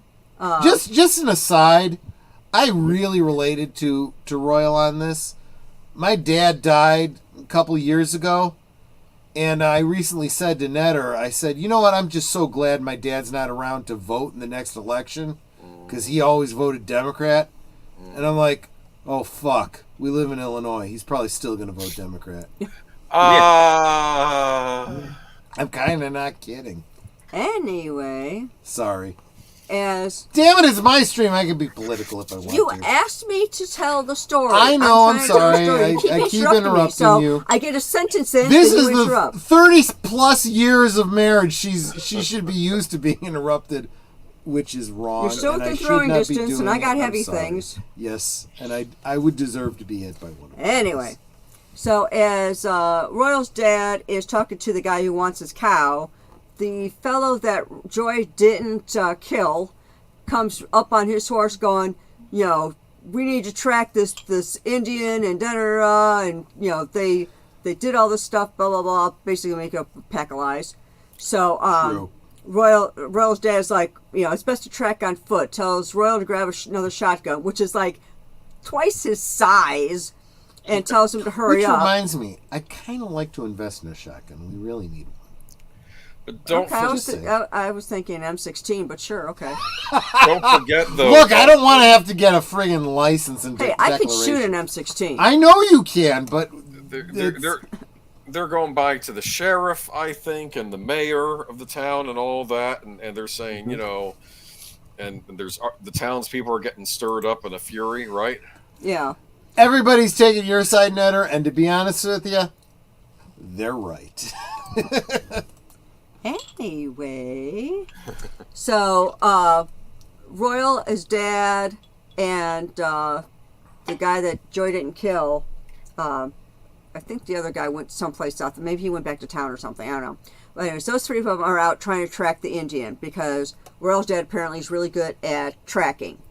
But Joy sent the girl back to the tribe to warn them. Yes. Yes. Mm-hmm. Now, they're tracking Joy because they know that she's injured. Yes, they're literally tracking her because of her blood trail. So, because she had been sitting on the ground next to a tree, she forces herself up. She's trying to, like, hobble along to try and get somewhere. And they see big drops of blood on the ground. And at one point, Royal's dad goes to the guy on the horse, who's the one that Joy didn't kill, and says something about, you know, can you stop making so much noise with your horse? And he's like, well, you know, look, what are you talking about? He goes, you're making so much noise clopping around on that thing that you're announcing that we're coming. Get off the darn horse and walk. You know, before they, you alert them that we're coming. Yeah, because Royal's dad, like, actually was a really good tracker. Yeah. That's the thing that's interesting about his character is that he does have these what I refer to as moments of clarity, like telling the guy to get down off his horse, you know. Right. Yeah, it's called nuance. It is. Yeah. I mean, yeah. Because everybody has their talents, right? Everyone has their strengths, positive attributes. Even people like him. Yes. Right. They do. Yeah. Yeah. So he gets off his horse because Royal's dad's really ticked at him, and for whatever reason, he went ahead of Royal and his dad. Yep. And he gets to the river where the two young Indians had crossed, and he sees some blood on the ground. And it's like, and then they show a shot of the water, and I'm like, yeah, you can't truck blood through water, dumbass. Which is exactly why Joy went into the water. She knew what she was doing. It was brilliant. So this is a great little chess game. So she's actually across the pond behind a tree. Yeah. Mm-hmm. And wait a minute. What were you going to say? Deleted? No, I was just going to say you could still see where she dragged herself up that little hill because he's looking straight up at it and he looks right up and there she is. It's kind of brilliant, right? It's like she was thinking her way through, but he sees past it. It's a great little, like I said, a great little chess game. Yeah. Mm-hmm. So she's behind this tree. The guy sees the trail across the small river, stream really, and Joy. I think it was meant to be a river, but it was small. Yeah, for the sake of the story, they made it a stream. Yeah. Sweetie, you interrupt me one more time. I'm throwing something at you. No, I'm just doing some clarification. I'm expecting some fucking shit to go flying. No, he doesn't get my slippers. Thanks a lot, man. You're helping a lot. No. See, Hispanic women will take off their slipper and they'll smack the guy with it. She'll just beat the shit out of me. I've got things at my disposal I can throw. Anyway, so he, is at the stream. He looks across, sees the blood going up the other side. And I don't know if he made some noise or something, but Joy's behind this tree. She comes out, her arm arcing, shoots at the guy, kills him. Mm-hmm. And then she leans back against the tree again, out of sight, trying to catch her breath because she's in a lot of pain and all that. And then she tries to go on further. She doesn't get too much farther before she collapses, like against a berm. And Royal and his dad catch up to her. Yeah. And, Dad's being an ass because that's what he is. Oh, he sees her as just someone he can kill. I think didn't he say something like Indians have no soul? Sorry to interrupt, but I think he mentioned something like that. Oh, did he? But he mentioned something about that, yeah. So again, if you want to if you want to hyper read into this some sort of woke agenda, you could do that. But honestly, again, this is pretty historically accurate. There were assholes like that. Yeah. Yes. You know. So Joy's talking to him, saying, the only thing that the future is going to hold for you is that when you die, your family is going to rejoice that you're not around anymore. And then he tells Royal to kill her. He goes, just like I taught you, look down the sight. And Royal's looking down the sight of a shotgun, and Joy is looking at Royal going, you're not this man. I know you're not this man. I know because you. she knows the adult Royal. Yeah.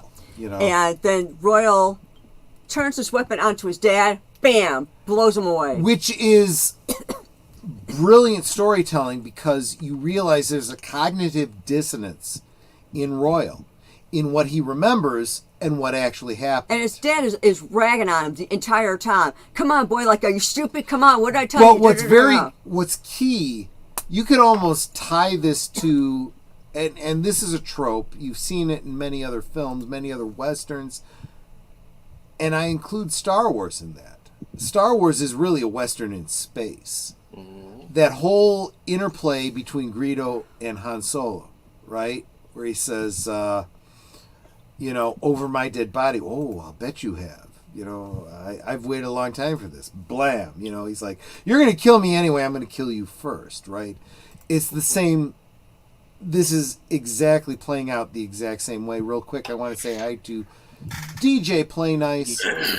Dude, you've been encouraging the hell out of me for so many streams. I appreciate you being here. Thanks, my friend.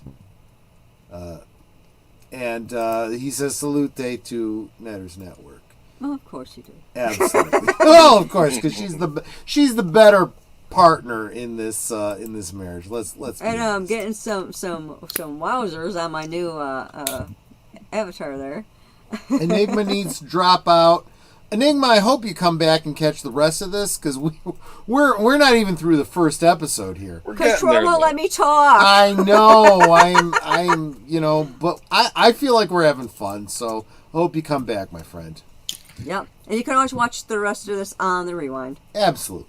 That's what it's all about. So, like I said, he's got he's looking down the shotgun at Joy, and Joy's telling him, I know you're not like this, you're not this person. And his dad is ragging on him. Wait, I want to underscore what you just said. The father's not going to shoot her. He's making his son do it. His 10, 11-year-old son. Because Joy even says something to him like, oh, you're going to shoot me? He goes, no, I'm going to make him do it. And referring to Royal. And that's when she's like, Royal, you're a good man. Where I'm from, people like him, Yeah, and that's when she told the dad, when you're gone, the only thing your family's going to do is rejoice that you're not around anymore. And then he starts calling Royal names and calling him like stupid and stuff. And says something about his mother and how I wish I didn't have any. Oh yeah, I what was it? Something like I hope. I hope she your mother dies so then I don't have her. to deal with any of you again or something, like not wanting the family. And that's pretty much what makes Royal turn his gun on his father and just blow him away. And honestly, as a son with a father like that, this is just real. I was able to relate to that because my father was an asshole like that. And I was like, dude, just shoot the fucker. Just shoot the fucker. And he does. And then like, Royal drops his weapon, starts to cry, and then just runs he's a off. 11-year-old boy. Because he realized the horror of what he just did, even though it was a necessity. He did the right thing, but he... And then Joy starts running after him. Now, here's a part that I find a little unbelievable. She starts off... I will defend this story plot with adrenaline. Hold on, let me finish. Okay, just... She starts off running after him, but she's kind of limping as she's doing it. She's doing that kind of limp run. And then all of a sudden, it's a full-out sprint. Like, she's not feeling anything. She's yelling, Royal, Royal! And then he falls into the hole, and then she jumps into the hole right after him. It was... And then in the hole, she's trying to grab onto him, and he kept getting out of her grasp. And they get separated. So you realize very quickly... Their separation in the hole means he ends up in his time, she ends up in her time. Because we've already seen her emerge from the hole. But we don't really know the backstory of how that ends up happening. What I do want to say about that is, although there's nothing that directly indicates it, I have to imagine that Joy, as she's seeing the hole open up in front of them, and let me come back to that in just a moment, she sees the hole open up in front of them, and she's got to see that as, this is my way home. Yeah. At the same time, she's going after Royal, right? Now let me back up. This hole opens up, and in my mind, as I was watching this, I honestly thought, this is the timeline trying to correct itself. You both, Royal and Joy, have done your due in the ontological paradox. Time to send you to where you belong. For Royal, it's where he needs to meet up with Cece and have his history, and for Joy, get you back to your own time. Now, Joy has spent 4 years in the past. She has aged 4 years, but she comes out of that hole with being found by adult Royal. Only 3 days after she disappeared. I actually had forgotten that detail. Thank you. Yeah, because she's like... She's aged 4 years and she's like, in 3 days. How long have I been gone or something? He goes, oh no, she goes, I've been gone for years. I'm so glad to be back. And he's like, it's been 3 days since you went missing. And remember, she is still suffering blood loss.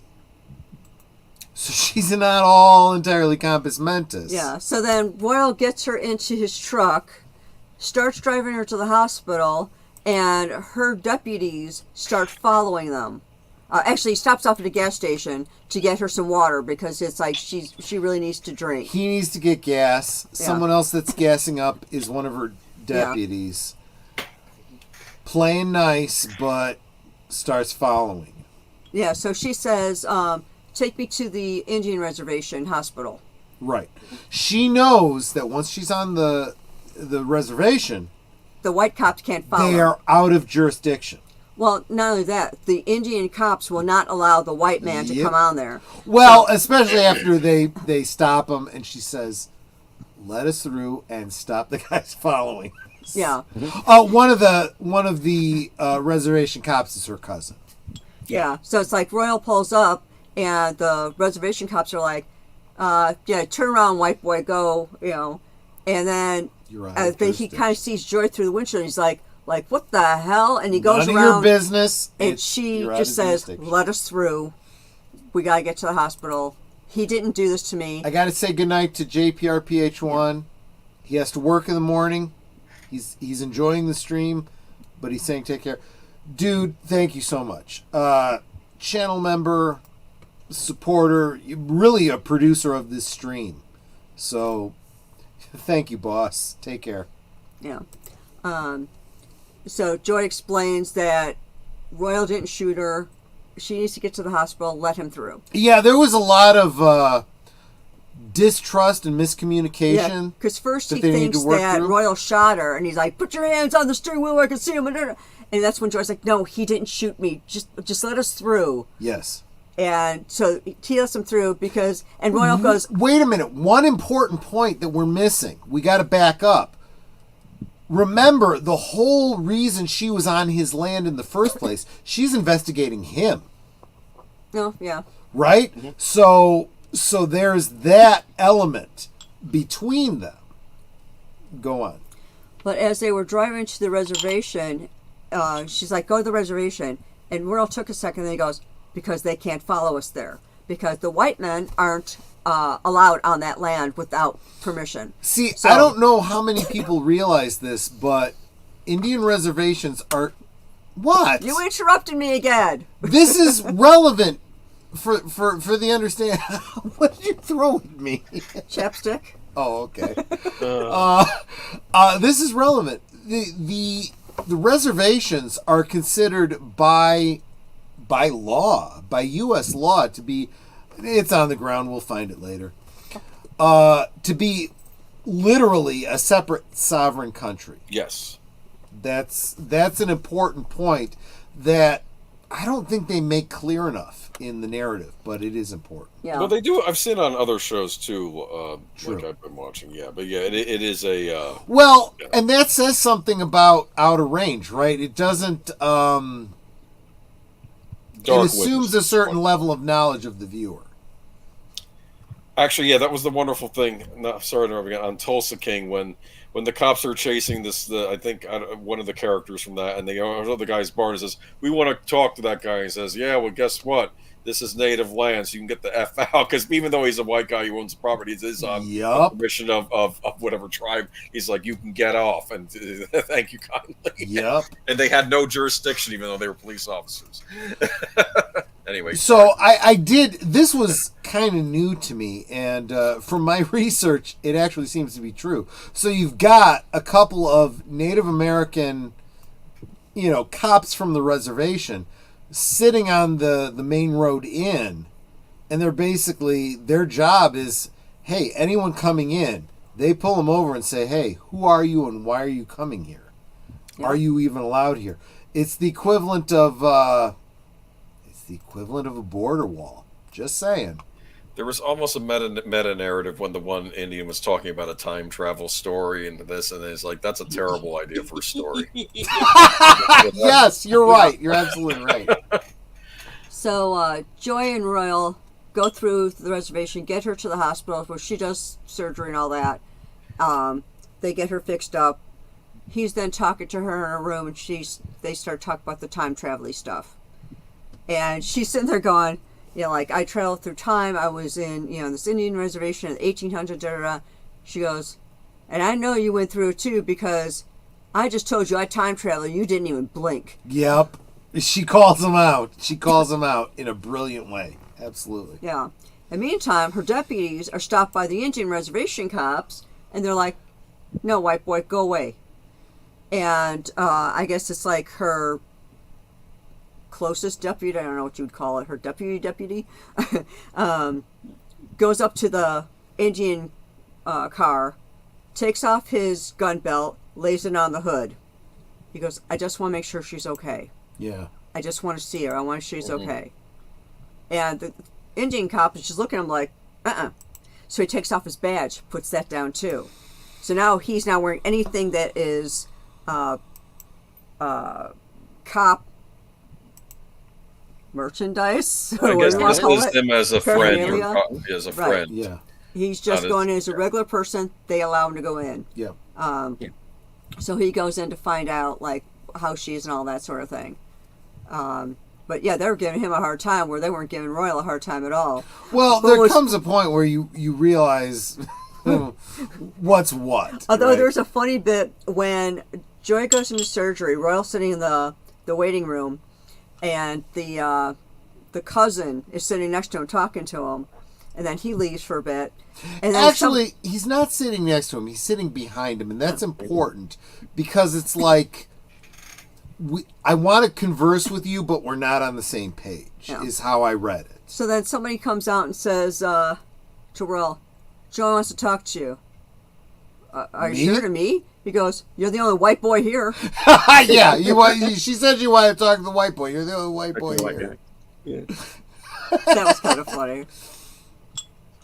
Okay, you can go on from there. No. Sure? I'm.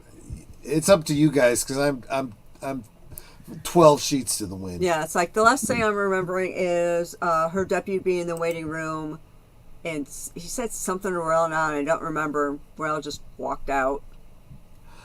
You know what? Deleted. It's deleted. I'm calling him deleted, but I meant David.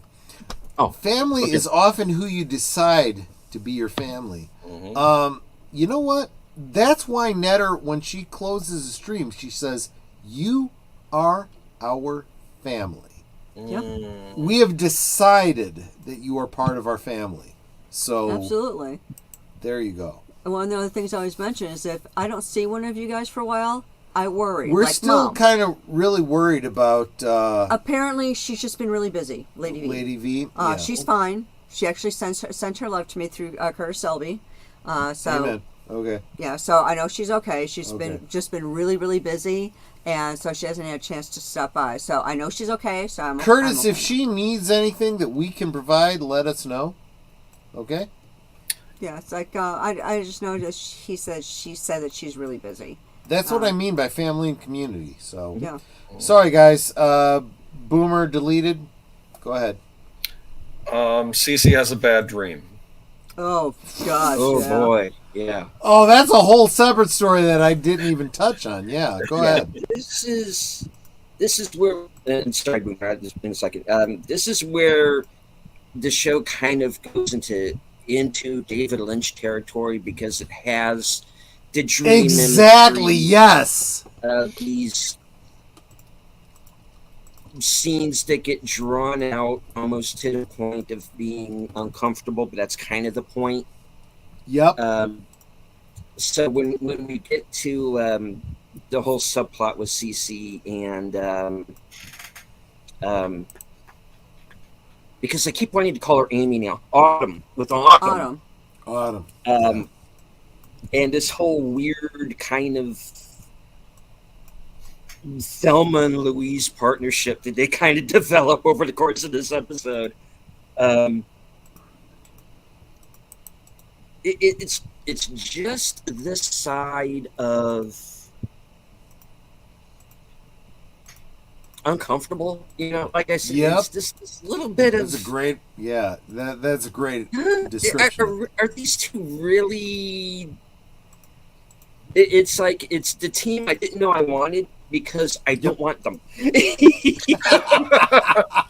I dig it. It's because when they get to the scene in the church. Yep. And this is where it's going to get. This is going to be me saying something a little controversial here. And when the pastor snaps back at her, and I'm like, "Whoa, yep, take it down the notch, pal, because you're showing who you really are right now." Exactly, I felt the same way. Because and I say this from personal experience, these guys can be full of shit. Yep. Well, she calls him out. Cece calls him out. It's like, whoa, that's not exactly. That's not Christian.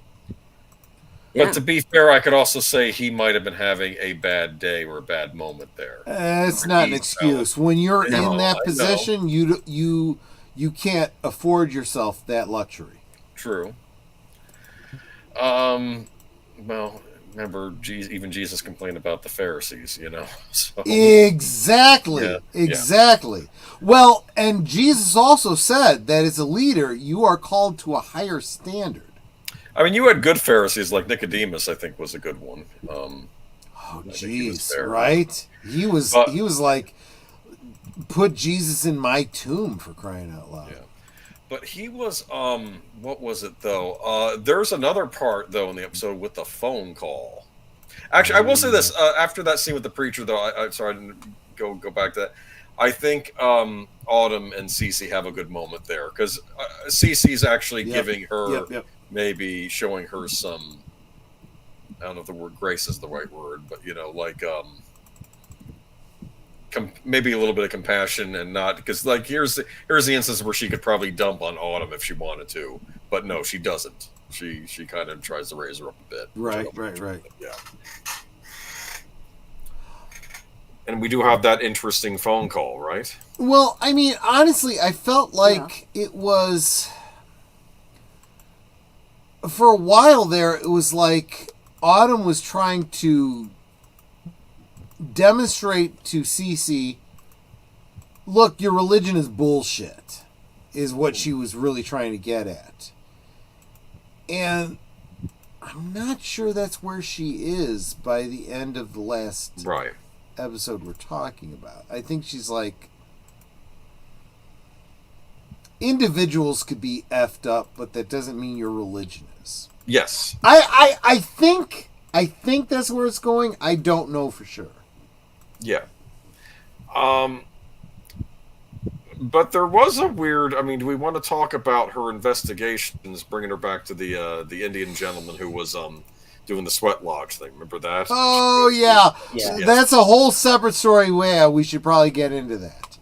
Because that's a tense moment. Like, he has the gun pointed on her, and I wonder if he was actually going to shoot her because he's furious. Yeah, let's back up and set the stage for that. Yeah. Deleted scene, set the stage. Yeah, right. I know they were doing their okay. So we in the previous episode, Cecilia goes to the home of a guy named Lewis, who is tied in with Rebecca somehow, and she has the idea that he might have. It's not my fault you threw your chapstick at me. I can't find it now. Okay. I'm too drunk to. Oh no! I found it. Do you see it right here? Okay. Deleted scene. The case of the missing chapstick has been solved. Hey, we found it. We're good. Thank you. I threw the good one, not the empty one. You should have thrown the empty one. That's your fault. You need to clip that later and have it as a short. Good point. Go ahead. Sorry, deleted. Remind me on Sunday because I'm not going to remember. All right. So, of course, Lewis is not very cooperative at the time. I mean, he is. He gives her a little bit of information. He doesn't tell her everything, but he gives her enough to go on. Anyway, she returns to Lewis to apologize because, she brought a shotgun to a sweat lodge fight, and Lewis is not none pleased, and he has his own firearm, and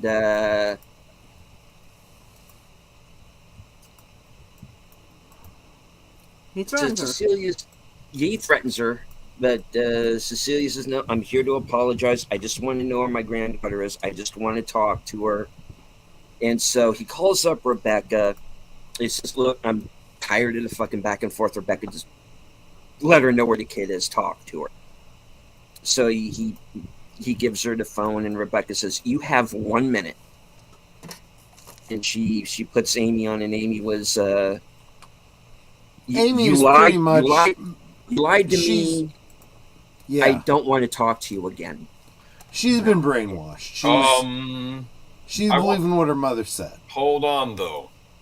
Okay. She says that her mom said that you ran her off the property. And I didn't hear Cece denying it, and part of me is wondering, wait a minute, is there more going on than we know about? Maybe Probably. It's a lie. Maybe it's a lie that her mother told her to get her against her family, or maybe that really did happen and she didn't tell Royal or anybody else about it. No. We don't know. Here's what happened, Boomer. Is she found out, Cece found out that Rebecca was having an affair. Right. And she basically busted Rebecca on it, and that's what made Rebecca leave. Okay. So that's how that whole thing started out. It was probably something she should have told to her son instead of confronting her. I don't know. Yeah. I don't know what the right call. It's a little. Maybe I need to go back and watch that episode again. You might have been correct. Yeah, because it feels like there's a kind of a piece missing there that we haven't been told yet, or maybe I just missed it. But long story short, Amy is pretty much Team Rebecca at this point. So. Okay, but we do see. Go ahead. I was going to say Autumn though is, I guess, now maybe warming up to CC, and Autumn also gets a gift from somebody, right? Yeah, true. If I'm going too far ahead, I apologize. You kind of jump ahead, but let me set the stage here where we've already had Royal claiming that Autumn is in fact his granddaughter through temporal shenanigans. Because she's got the same scar as Amy. Same scar on her forehead, exactly. And Autumn doesn't really remember. She's got Swiss cheese memory. She doesn't remember her childhood. So it's, from her perspective, what Royal is suggesting is entirely possible. Right.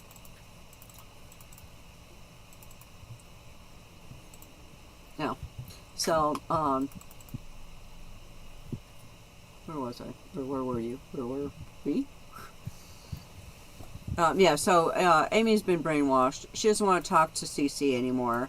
Cece's devastated because, like, this is her granddaughter. And again, when we say Amy, we mean the 8-year-old child. Yeah. Yes. 9-year-old child. Oh, actually, she's 8. She's not even 9 yet. Right. Because there was something said that Autumn said she doesn't remember anything since she was 9 years old. Yeah. So again, we don't have 100% confirmation that Autumn and Amy are the same individual, but it's a pretty good guess. That's what we're kind of led to believe right now.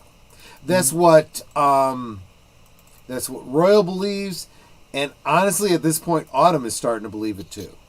Well, not to get us to the end of the episode already, but there was a scene where they're looking in the mirror when she was on a certain substance. Or maybe so do you want to go ahead and jump ahead to the second episode for her sake? She receives some of that mineral. Yeah. And I'm going to throw this out right now. My current theory on this is that that mineral from the whatever you want to call it, the hole in the ground or whatever. Bell's hole. If this is sci-fi and not like magic, I believe that element or that compound is some sort of gray goo. For those of you that know what that is, some sort of nanotechnology from the future. That's what I think it is. I don't know if that's the case, but it looks like chewing tobacco, but it's not. It does. It does look like chewing tobacco. I said it looked like hematite sand, but however you want to look at it. Well, I also thought it was chewing tobacco because those guys were always chewing on kept chalk. Putting it in their mouth and stuff. Yeah, but they were using it as a drug. That's the important. Now I'm wondering what the actual prop is made from. Is it like some kind of pop rock, maybe? I don't know. I suspect not, because then you'd hear the crackling on the. We edit that out in the sound. Oh, right, exactly. God, I love. Or maybe it's rock candy. I didn't think about that. Some kind of rock candy. There's that too. Gosh, I haven't had rock candy since I was a kid. I tried making that myself once. I failed. No, but, you did a pretty decent job because we did it for our Superman thingy. Yeah, we were trying to make kryptonite rock candy, and I don't feel like it really worked out. But I thought it worked out pretty good. But anyway, yes, we have found out that this element is used as a hallucinogenic. We're gonna say hallucinogenic drug. Let's just say that's what it is. I think that's overly simplified, but for the sake of argument, let's say that right now. Okay. Now Autumn, the son that is now comatose, who's Boomer's avatar. I'm blanking on his name right now. A lot of I keep blanking on names for some reason on this show, and I shouldn't. Well, it doesn't help that you go a year and a half between seasons, you know. No. Yeah. But the thing is he keeps having these weird little, especially through season 1, because they didn't explain it at that time, is he keeps having these weird little asides where you think, okay, yes, all of that is just going on in his head. No, that's going on because he is taking this hallucinogenic. It's a big part of it. And that's a big part of it, yeah.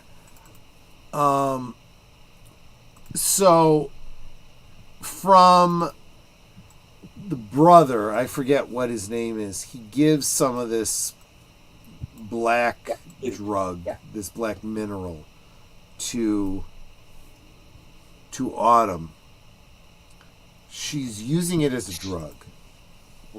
And in so doing, she starts to, should we say, hallucinate? I think for the sake of argument, that's the best way to describe it. She looks in the mirror and she sees her 9-year-old doppelganger. I don't know what you guys think, but I kind of felt like the 9-year-old doppelganger also was looking in the mirror and seeing her. I think this is a timey-wimey kind of thing. It's not just That's a the impression I got. See? Yeah. Okay, so I'm not so far off on this. Okay. So, almost another ontological paradox, right? Despite her Swiss cheese memory, there's a connection between her and her younger self. In a temporal sense. Yeah. Or it's just a big dream hallucination. That's a possibility too. Just throwing that out. I don't know. It's a weird show. Well, also, it's like every time Autumn looks at the family pictures on the wall, she gets this look like she's remembering. Was this played to be scary or silly? Somewhere in the middle, I think. Yeah. I think you're supposed to look at these things and say, take it seriously and try to see it from the point of view of the viewer. Yeah. You know, like you try to look at this from the point of view of Autumn. You try to look at it from the point of view of whoever this character is. I forget his fucking name. The middle son, yeah. The middle son, yeah, whatever. Or the youngest, sure what the fuck he was. They're trying, these are real, normal, you know, imagine yourself in that situation trying to deal with, you know, the temporal mechanics and the hallucinations and whatever euphoria this mineral imparts on you. It's a clusterfuck in your brain. So I wouldn't say scary or silly. I would say it's somewhere in between. It seems to depend on the personality of whoever's taking it as well. Yeah, that's kind of the impression that I'm getting. The son whose name I can't remember. Well, keep in mind, alcohol is the same thing, right? Yeah. Alcohol is technically a depressive drug, but most people consider it to be a mood enhancer. If you're out partying, having a good time, and you're drinking, you're getting into the partying, right? If you're at home, alone, depressed, and you're drinking alcohol, you're going to be a little bit more depressed. So I honestly feel like this mineral, or whatever it is, kind of the same thing. In that regard. Do you disagree, Boomer? No, I mean, I'm just thinking about it. I'm just trying to think, would I want to try that? What do you think? No. I don't want to Look, Mark Melnikoff if he's still here, he may not still be here, but one of the things that Mark Melnikoff likes to say is, Troy was right. Every time he reads a headline or something like that, he goes, oh, Troy was right again. And I'm not fired up about being right, right? I'm an armchair historian who kind of knows history and can make good predictions based on history. You know, history doesn't repeat, but it rhymes. And so I can tell you what I expect to happen. And then when it happens, he's like, oh, Troy was right. I'm like, this isn't some great insight. I'm not some big seer or something. It's just I know my history, right? So, anyway. But, anyway. So let's take it back. So Joy is about to be shot by Royal. Royal turns and shoots his dad instead. He drops his gun. He gets emotional and he starts to run. So what does Joy do? She takes off after him. She takes off after him. Why? Out of compassion. She realizes this is a boy who's suffering. Yes, he just saved my life, But more importantly, he's a boy who just shot his father. For a good cause, yes. But he needs help. I need to help him. And she knows, even though she doesn't know, she knows. This is Royal Abbott. This is her friend in the future. She has to help him. If for no other reason, he just saved her life. So she starts running after him. Now, I know Netter had an issue with this because she's taking a shot in the leg. How is she able to run? I'm saying friggin' adrenaline. Okay, the other thing, not to do with that, the other thing that kind of has me, I don't know, confused is originally the amount that they needed to pay the neighboring guy who the jerk that they owed money to, yeah, was $50,000. In the last episode, it became $500,000. It's like, what? There may have been a continuity error. I didn't look that far into it. Oh, gosh. Mark was actually listening when I said that. He said, billboard on my model railroad says Troy was right. Mark is big on trains. He's got himself a model railroad in his house, and yes, he's got a billboard sign as part of his diorama that says Troy was right. Because every other day he sends me an email, Troy was right, and I'm like, what the fuck was I right again about? And he sends me some article that he feels I predicted, and I'm like, look, history repeats. Or it doesn't repeat, but it rhymes. However you want to fucking put it, it's easy to predict the future when you look at the past. Just saying. But, yeah. So, very Cronenberg. Actually, David, you're not far off with that. There is a Cronenbergian-esque.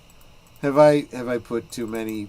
You know what I've never heard that. But you knew what I meant. That's what's important. Cronenbergian-esque or Cronenbergy Cronenberg-esque or Cronenbergian. I understand. You're not supposed to combine the two. I've never heard that. Maybe the proper term should be Cronenburlesque. You know what I meant. Okay. Cronenburlesque. I don't. Dun, dun, dun, dun. Now I'm thinking of Jeff Goldblum from The Fly, but instead of taking his clothes off, he rips his skin off. Oh, God, no. I know exactly what you're talking about. Damn it. Brundle Fly. Let me tell you, of all the remakes, the Fly remake was probably the best remake I've ever seen. Do you know why it was? Because when they were making the Fly remake, in fact, Gina Davis and Jeff Goldblum Kronberg, they sent Vincent Price a letter. They said, look, we are not trying to ape on the original, replace it. Right. We love the original, we honor it, and we're going to try to make a movie that's a compliment to it, not a replacement. And they said that, and I think it's a great movie. It's all right. The original Fly is a great movie, too. And, I agree. And I think they went into it with respect. It's like John Carpenter's The Thing. John Carpenter loved The Thing. That's actually a great point. Yes. That is a great analogy. Yeah. The Thing and its remake and The Fly and its remake, they are very different, but they kept the core things that needed to be there. Yes. It was like, we respect the past. There are things we want to improve on. Here they are. And, boy, maybe I'm stretching it, but I would say this is almost the same feeling I get about the remake or reimagining, however you want to put it, of Battlestar Galactica, right? We're going to keep the elements that we think are crucial, but there are some things I think we can improve on and make it its own thing. And you're like, yeah. The only thing I ever held against the Fly remake, what bothered me, was the relationship between Brundle and the girl. In the original, they were married couple. Yes. And in the remake, they were a one-night stand, basically. Well, they probably would have started a relationship had he just been normal. I agree with you, but it's like you don't have the same level of connection there. Well, no, but it's a different movie. That's how. Yes, you're absolutely right. So you can almost overlook that. Boy, we got totally off topic, but I feel like that was a good commentary on the narrative, so to speak. Oh, man. I have to say, though, did we miss anything deleted scenes? I'm trying to think back now. Again, we're trying to finish off the first one. We really haven't. No. These are both parts. These are both episodes. We touched on the second one, but we really never got into it. What are you talking about? What else happened? The second episode, right, is she is now coming out of the hole, and who's standing there but an adult royal? Yeah, we talked about that, honey. How much you can drink? Well, no. I know, but we got to get her to the hospital. Yeah. I know. We talked about this. Okay, all right. Okay. But we got to get past that part that we talked about to get to the fact that she's in her hospital bed and she asks for royal, right? Yes. We mentioned this. You sure she means me? You're the only white guy here. So he goes in, and it's just the two of them, so she can talk candidly with him. Basically, right? they have something in common now.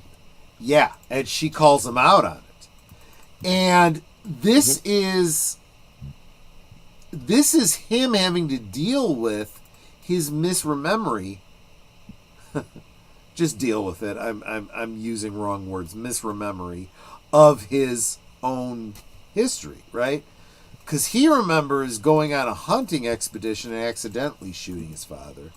She's saying, no. I was there. You shot your... Go ahead, delete it. It's basically the trope of the unreliable narrator, but it's not so much that. It's just that he has psychologically blocked this out of his mind. Well, and that's why he's the unreliable narrator, because... he has sanitized it in his own memory. He's basically, I kind of thought of it this way. This is what came to mind. Real quick, let's answer David's question. Unfortunately, only 2 more episodes after tonight's talk. So we'll be doing one more episode in a couple weeks to talk about the last 2 episodes. And I do mean last 2 episodes because we've been told the show's been canceled. That's what we're dealing with. Which totally sucks because they keep doing that with really good shows. I mean, they did that with Firefly, too. And it's like, everyone loved the show. Why are you canceling it? David makes another great point. This is getting worse than Lost. I don't know if all of these leads are going to be followed up on. Well, we just addressed that. Since they are canceling it at the end of this season... Boomer, have you seen the last 2 episodes? No. See, I haven't either. Netter hasn't. Well, I wouldn't. Deleted? You did. Deleted is okay. So we haven't seen the last 2 seasons, but my speculation is we won't get resolution after the last 2 seasons. Not to everything. Or last 2 episodes, I mean. But going back to where we were about the unreliable narrator. Yes. Is at this point in the story, Royal reminds me a lot of the Tom Stahl character from A History of Violence. Okay. Now, here's I'm going to go off on a bit of a tangent here. Go ahead. Now, take us all around the world because that'll bring us back to where we need to be. A History of Violence is based on this, and somebody brought up David Cronenberg. David brought up David Cronenberg in the chat. A History of Violence was directed by David Cronenberg. Yes, it was. Yeah. Yes, it was. Yeah. And doesn't get enough credit, by the way, as a director. He does not. No. They keep focusing in. You think Cronenberg, you think body horror, and fair enough, but there's way more to him than that. Yeah, but to be fair, I think his body horror movies are great too, though. So, but anyway, go ahead. But I don't disagree with you. And I'll get to what I think is the body horror aspect of the History of Violence. Now, A History of Violence is based on a graphic novel. Yep. And it connects together fairly differently. He is from the city. I don't remember if it was Philadelphia or not. It might have been. the mobsters are Italian in the book. They're Irish in the film. So there are Polish. a lot of like really, yeah.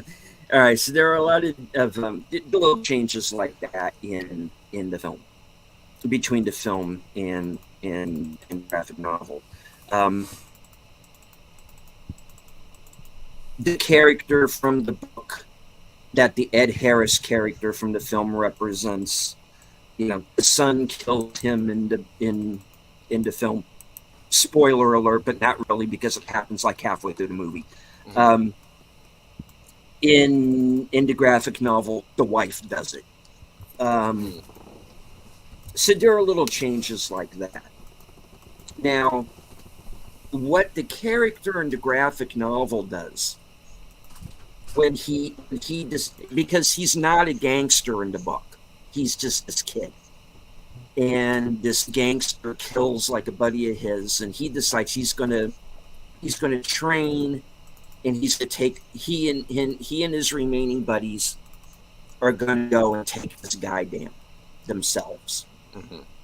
I said there's this whole long sequence in the book where they find this guy who takes them out to the woods and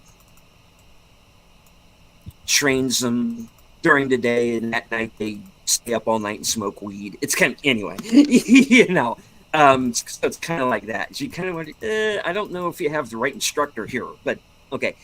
So what happens is he and his buddies, they have the whole shootout and whatever, and they decide that once they have done this, they're going to go their separate ways, right? So they're not all together, and anyway, and then they'll meet up later. Now, one of them gets caught. And that's the Richie character in the book. Richie's not his brother in the book. So that's another difference. But anyway, I'm kind of going point by point here. But long story short, in the book, he does not have this psychotic break that he has. Whereas he says in the movie, I killed Joey. I went out to the desert and I killed him. That doesn't happen. He just simply changes his name, and he goes off and lives in this small town and becomes Tom Stall. And but so you have the Richie Cusack character in the film, who is involved with these gangsters, who is crazy and did take this guy's eye out. And so, the Ed Harris character has a genuine reason for wanting to come after him, once he has been exposed by the shootout in the cafe, and now his face is all over the news. So I kind of see Royal as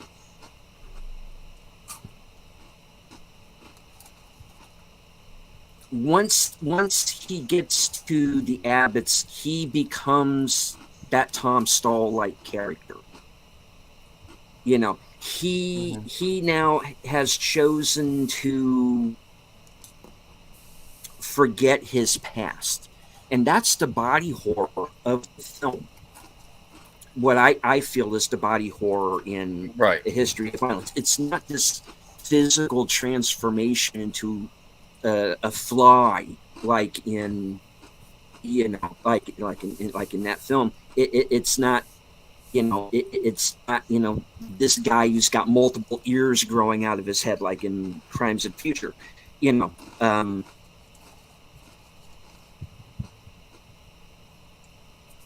It's not like Videodrome, where you're basically got a guy who's literally being programmed like a VCR. Yeah, basically. I didn't think about it that way, but yeah. What it is he chooses to become this other person. He does whatever he has to go and do to forget who he was, so that he can become this other man. And it's like that's what Royal has done. He has chosen to forget who he was. And now being confronted by someone who has gone through essentially what he did, and now remembering that not only has she gone through what he's gone through, she went through it with him at the same time.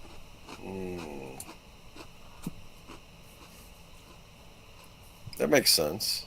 True. And but that's she is also she is also not the first, because in the 1980s he meets his son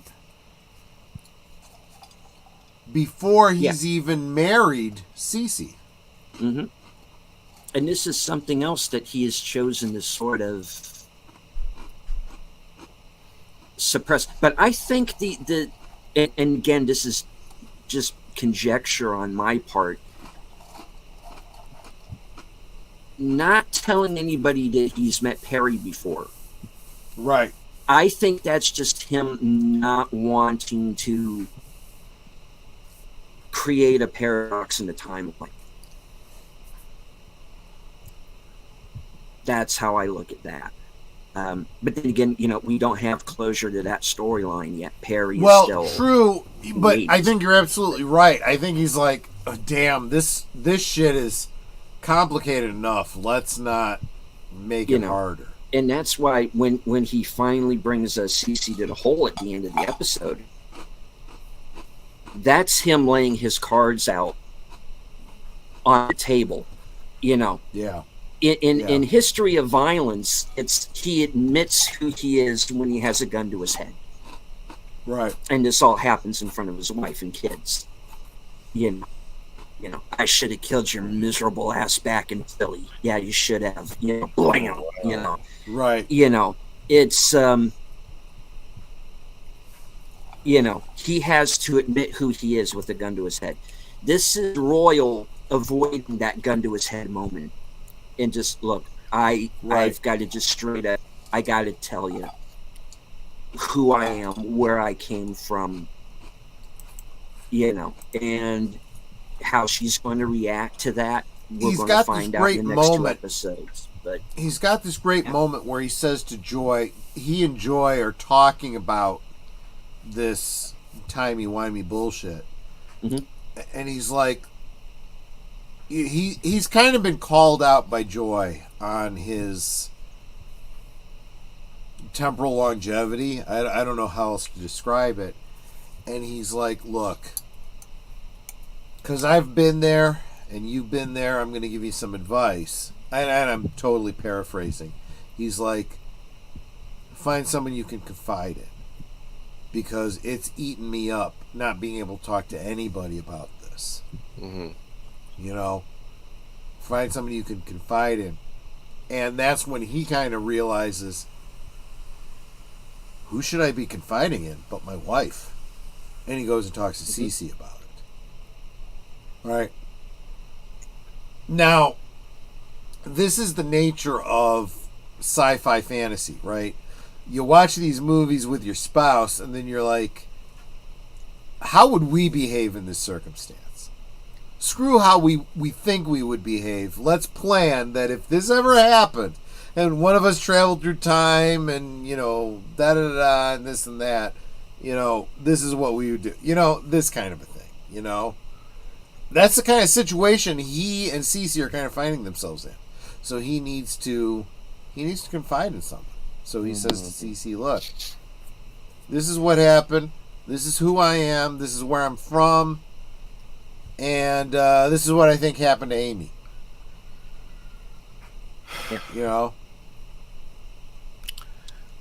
But my biggest question from that episode is he still having the memory of him shooting the dad in an accident, but that isn't what happened? So I'm wondering, Well, what happens to the people who... Is he not remembering it that way because he's also traveled? Or are two memories now getting conflated with each other? No, I think... Okay. Well, this is just my take. You know, your both of your interpretations are potentially valid, but my personal take on it is take the time travel element out of it. This is a 10-year-old boy who shot his father. Mm-hmm. The real psychology of it is to have a defense mechanism. Have it be an accident. Yeah. It is an accident in his mind. This is how he remembers it. Now that he is an adult and confronted by someone else who witnessed it, he's like, oh, that's not how I remember it, but you might be right. Yeah, that's what I'm talking about. That's how right? Exactly. He has that. He has that break. That memory comes back to him. You know, right? He is confronted by Royal is confronted by Joy about what really happened. In History of Violence, Tom is confronted by Fogarty, who knows who he really is, that he's really Richie. And once, you know, like I said, this guy that, you know, he almost killed years ago, who's now found him and is coming for him, putting a gun to his head. Yeah. You know, it's like he says to him, you know, you are trying so hard to be this other person that it's hard to watch. Because now, I know who the fuck you are. Because you took my eye, and I'm coming for you. And I don't care if you think you're Tom Stall or you're Queen Elizabeth. I am going to make you remember, and then I am going to kill you in front of your family. You know, and Ryle, that's not, you know, Joy is not holding that kind of a threat over Royal's head, thank God. Right. You know, but it is that same thing, and that is exposure still, to reality. I know you are. It's that exposure to, you know, and think about it again from Royal's point of view, right? Yeah. Here's what I credit Royal with. At least this is how I'm seeing it right now. You know, maybe I'm wrong, but my current interpretation is he is handling it like a champ. He's accepting that his memory might be wrong. And he is going, oh, wait a minute. Mm-hmm. Maybe, right? And at the same time, that forces him to look at Joy a very different way. Joy was an antagonist to him, right? Because she was the law enforcement and he was, you know, on the opposing side of law enforcement. Now he sees her as intimately involved in his history. He made a choice to not kill her because it was the wrong thing to do. It would have been the wrong thing to do. He turned on his father because that was the right thing to do. Well, it was, but let's face it, that wasn't the reason he did it. The reason he did it was, fuck you. You want me and my mother dead. I want you dead. And sister. Yeah. It looked like he had a sister. Oh, yeah, that may be. I may be overlooking that. But there's your point. But either way, he sacrificed his status quo for Joy. And he's realizing that now. Right? Yeah. And everything that happened since that point was because of that decision. So there's this cosmic connection between him and Joy now, regardless of, you know, the situation they find themselves in the modern day. And I think that Joy is realizing that too. What do you guys think? I think so. Go ahead, Boom. That's all. No, I think that's the thing that's interesting because he said, you know, I kind of lied my way through life. You have to be honest, and you have to tell somebody up front. Tell Martha. Right. We don't know if she's going to do that because she's not out of the hospital yet. But, you know, this is going to eat away at you like it did me. And you have to we be haven't honest seen with the last somebody two about it. episodes, but my guess is there's going to be some resolution to that picture that the daughter saw, that the wife saw, right? But so maybe... Go ahead. The point I was going to make was when Royal finally makes it back home at the end of the episode, you know, that's when he decides that he's going to tell Cece everything. Right. He has reached a point where, okay, I can't hide anymore. I have to tell somebody, because this leads into the end, the final scene in season 1, which still has not yet been explained. But one of the points is you had the idea that whenever, at whatever point in the future that event takes place in, I got the idea watching that scene that she knew what was going on by that point. Good point. David makes a great point. Trauma bond? Yes. I think that's true. I think there is now that connection between Royal and Joy, right? They have this shared trauma. They didn't realize that before, but they do now. And that connects them. Now, it's incumbent on both of them to find someone else in their lives. And I think it's their respective spouses they need to go to and say, look. And Netter and I have had this kind of conversation too, right? You know, every time we've watched a movie, a fantasy, a sci-fi, or whatever, how would we deal with this circumstance? And maybe because we're both geeks, we're a little more open to those kinds of circumstances. But it's like, look, if I ever tell you I've traveled through time and this is what happened, at least listen to me, right? And she's like, oh, yeah, I'm with you on that, you know. But this is what they need their respective spouses to be. Because, and I think, so taking a step back, I do feel like Cece is already kind of accepting what Royal has said, especially in regards to Amy/Autumn. We don't know for sure, but we strongly suspect, because we're seeing it through Royal's point of view, that they are the same individual, just separated by time. And that's what Cece is seeing now.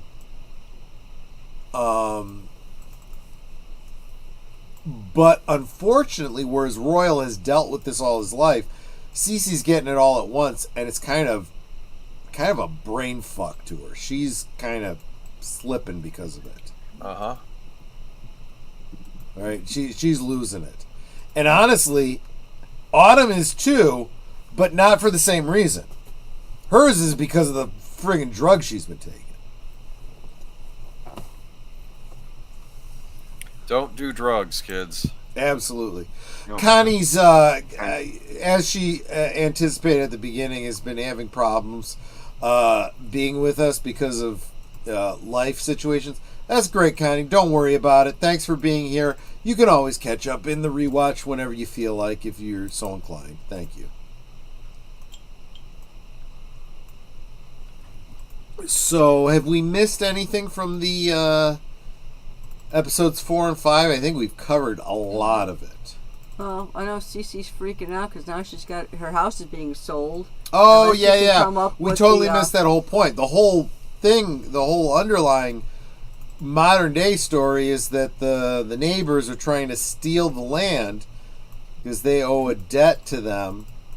So they have, which started out as $50,000 and somehow came up to be $500,000. But ultimately, it comes down to a personal vendetta. that they have over Royal's relationship with Cece. Royal basically stole Cece away from the fuck's that guy's name? Thenardier or whatever? Tillerson. Tillerson, right. All this time, all of this time that we thought it was over the land. We found out in this season that no, there's other history aside from that. It kind of is about the land because he wants that. He knows about the hole. He knows about the mineral. He knows about the time travel. He wants that portion of land.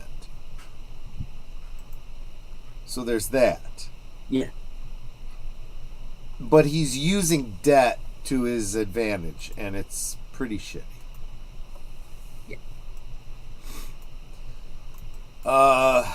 There is no aspirational heroes in this. These are all flawed characters, some more than others. Regular people dealing with some messed up stuff.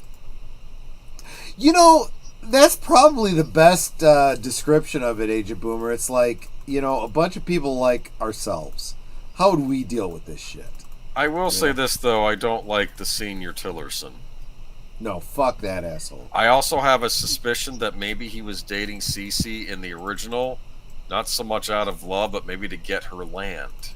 Imagine a merger. It'd be like, maybe. I didn't think about fuck, I never even thought about that. We don't know that. I don't know that for sure, but now I'm starting to suspect. No, now that you say that, I can't. Yeah, I can't not and see he was that. Stepping out on her, too.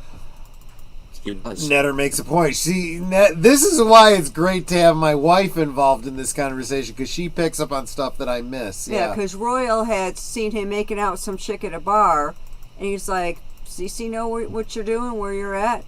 And he's told him to mind his own business. And, so I think Boomer's got a point. I'm going to go off on a little bit of a tangent here and just share with y'all. You know, I mean, I think Nate's on the same page as me, but all the rest of y'all, look, if you got yourself a wife in your life, you made a commitment to her. She's your number one. She's your only one. You made that decision when you got married. Live by that decision. Be a man of your word. If you want to step out on your woman, then break up with your woman, divorce your woman. I'll go further than that. If you want to step out on your woman, what the fuck is wrong with you? You're not even a man. Just saying. Could you tell how strongly Troy is committed to relationship? So 32 years with me. No. She doesn't even realize. I know how lucky a man I am. And she hasn't figured out how lucky I am. See, that's the thing. That's the secret of our success. Yeah. Just saying. Okay. Just saying. There is nothing that any woman outside of this marriage has that she don't. And I know that 150%. I kept from washing a dead spider when I washed the wet towels. You overestimate how much I care about that shit, so you really do. Oh, it grossed me out. It's like, I don't want a dead spider in the laundry. But it's from the towels I used to mop up all the water from the flood. It is a freaking mess. It is a freaking mess. But the floor's dry, but anyway. Yeah. Have we missed anything about the details of the last two episodes? Because we spent some time on it. Why we spent so much time on it? Because I really enjoyed these episodes. I don't think so. Now we have to gear up for the end, I guess. We got 2 more episodes, and that's all we're freaking getting. I'm kind of annoyed. Well. So, we're going to get some wisdom from Mark here. Wife to me after wedding day. You ever mess around, that thing will never work again. And all that aside, 26 years and counting, I'm very lucky as well and grateful. Yeah.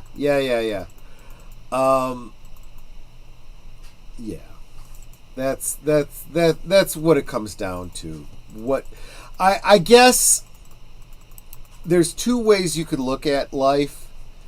You can follow in your parents' footsteps, or you can learn from their negative examples and do the opposite. My father was a selfish piece of shit asshole. He was very, very much like Royal's father. You know, he didn't want children. He told me this to my face, he never wanted children. That my mother did. As soon as he said that to me, I was like, okay, fuck you, old man. You mean nothing to me. And I'll be honest with you, if he'd ever raised a hand to my mother, I'd have done the same thing that Royal did. It would have been the last thing he ever did. Yeah, I would have been. I would have done the same thing Royal did. This is why I'm relating so well to Royal over these past 2 episodes, and maybe why these episodes are some of my favorite. But as we're coming up on this election season, the only thing that I'm really glad about is that my dad's dead and he can't vote Democrat. But then I remember that we live in Illinois and he probably could.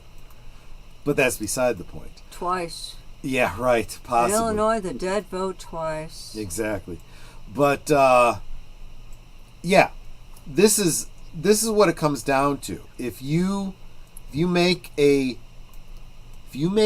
lifelong commitment, that's on you. And you should be judged by that. You go back on that, your word is meaningless. You are not a man. Fuck you. And I told Netter when we got married, I'm serious about this. When I say till death do us part, that means if you want out, one of us got to die. Well, here we are 32 years and counting later. Neither one of us seems to want out, so I think we did a good job. Troy was found with a chapstick embedded in his head. No. Well, there is that, but that's pretty Hey, non-lethal. I forewarned him that if he interrupted me again, I was going to throw something. And I deserved it. See, this is an appropriate dynamic. I dig it. So. It's like I started off with the chapstick. I've got a full can of sparkling water. I don't know what here. the fuck happened to it either. No, honey, you found it, remember? Did I? Yeah, honey. Yeah. Look up. See, remember? Okay. It's like, how much of that stuff have you had to drink? This was a full bottle. Yeah, okay, you're stopping now? I'm done. Oh, yeah, no, I couldn't because, yeah. I don't know if it's the alcohol or the sweetness, but I'm feeling a little It's sick. the sweet. You don't like sweet so much. I don't do sweet very well anymore. What were you eating? I had some Cheetos earlier. They work as a booze sponge. Okay, I thought you had a bowl of Cookie Crisp. I haven't had Cookie Crisp in years. Do they still make that? I have no idea. I was just trying to get the sound. What's that sound? I imagine. When I had Cookie Crisp, I bought the cereal. I never really ate it as a cereal. Yeah, I just kind of it was a snack. Yeah, it was just a snack. Yeah. Interesting. Because they were sweet. They were like cookies. That's not a cereal. My cereals, if I'm going to eat cereals, Rice Krispies, Rice Chex, and what are those O's? Cheerios. So in other words, not very sweet cereals. I gotcha. Yeah, like grainy type cereals. Those I are the got ones you. I like. No flavor. Yeah, no. Here's somebody who knows divorce. Divorce sucks. Having said that, this was a great stream. Gonna call it a night. Curtis, super appreciate you being here. Thank you so much because, let's face it, you are the patron of tonight. You are definitely the one who, between you and Orville Nation, you made tonight pay, and I am very encouraged. I super appreciate it. You guys, those of you guys that are channel members, those of you guys dropping the super chats and the super stickers and stuff, I cannot underscore how much you guys make this stream happen. You guys aren't just here enjoying the chit chat and contributing. You guys are literally sponsoring it, and I super appreciate it because I couldn't do this otherwise. But you know what? I never had Crispix. I know of it, never had it myself. I'm not a big cereal guy. Those are really my only three: Rice Chex, Rice Krispies, and Cheerios. Here's an interesting divorcee thing. My parents were married 25 years, literally to the day. Their divorce They came divorced through on their anniversary. Yeah, their divorce came through, was finalized on their anniversary date. So Mom can actually say that she was married 25 years to the day. Yeah, second then she never married or anything again. She was just like, it's not worth it. She figured all guys were like my dad and she didn't want to deal with that again. I mean, my dad was an alcoholic. A lot of guys pretty much ruin it for everyone else. Just saying. But anyway. Are we missing anything, guys? Have we covered everything from these 2 episodes? I think so. So in a couple of weeks we'll have another 2 episodes, and that's kind of the end because from what we've heard, Amazon's canceling at the end of this season. So fuck. Just when they got something good going, but damn it, they're gonna keep riding the Rings of Power into the fucking ground. But anyway. All right. Let's wrap this up, guys. What do we got coming up tonight's? Well, we have now drifted into Saturday from my perspective. Well, no, it's not midnight yet here. But over in Deleted and Age of Boomers time zone, it is now tomorrow. No. Yes. Yes, it is. Is it? Yeah, they're an hour ahead of behind us. They're an hour ahead of us. Oh. They're future from us, but not so much that it's like really time travel. It is like time travel. I don't know why I thought you guys were behind us. Okay. No, you're thinking Maria. Maria's a couple hours behind us. She's 1 hour behind us. Is it just 1 hour? Okay. Yeah, it's mountain time. Gotcha. So later tonight or tomorrow night, depending on which time zone you're in. Let's see. That's Saturday. Deleted. Do you have anything going on tomorrow? Well, I'm hoping to jump onto a Pop Culture Minefield's Saturday afternoon matinee where they're going to be talking about the French Connection. Yeah. So I'm hoping to be there for that. If things go well, we'll see. And then, of course, there's tomorrow night, Big Al's Films with Friends. Big Al presents. That'll be me, Natter. Big Al presents 1960s, The Time Machine. I honestly don't think there's a film version that's better than that for Who's the the lead actor in that?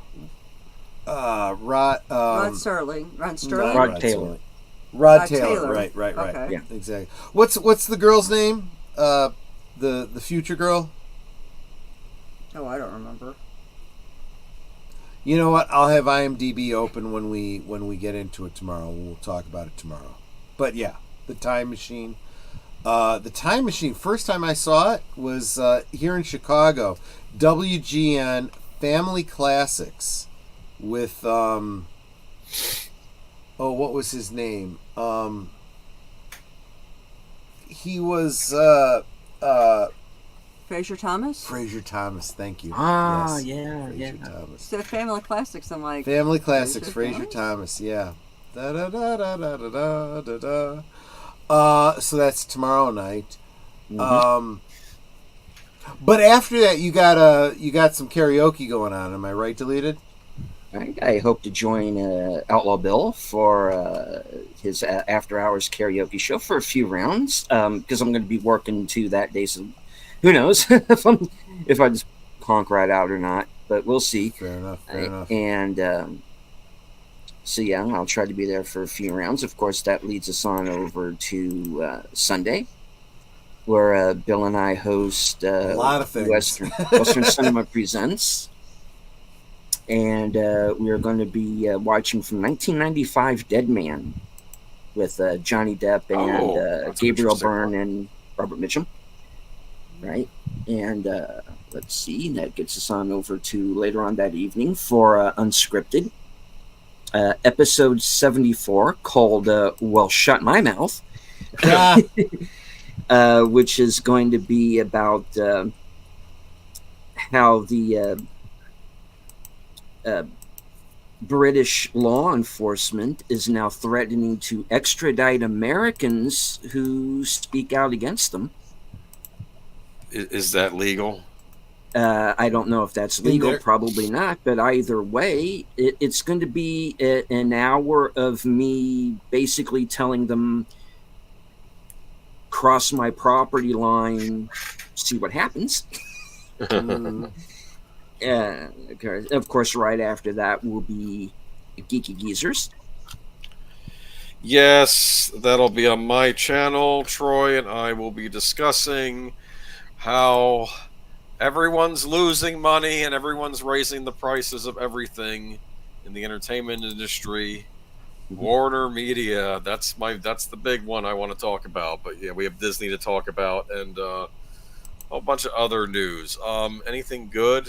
We'll do a good old days. I'll have a nice one for that. Troy, I'll keep it a surprise to Troy too. He'll get a kick out of it. Real quick, DJ Play Nice is saying WGN was carried on our cable company here in Omaha. Dude, that is awesome. WGN.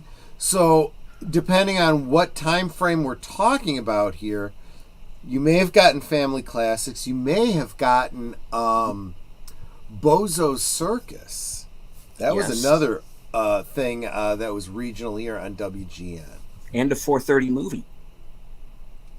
Oh, yeah. Oh, see, you know that. Very good, very good. Yeah. Mm-hmm. That's how I saw Precinct 13 the first time.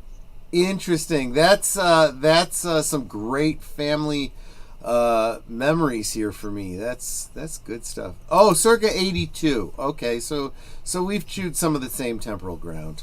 Good. Indeed. Awesome.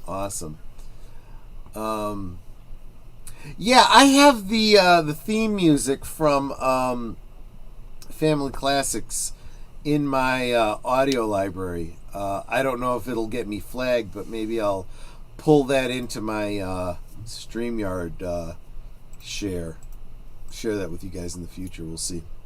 But then the other side of midnight.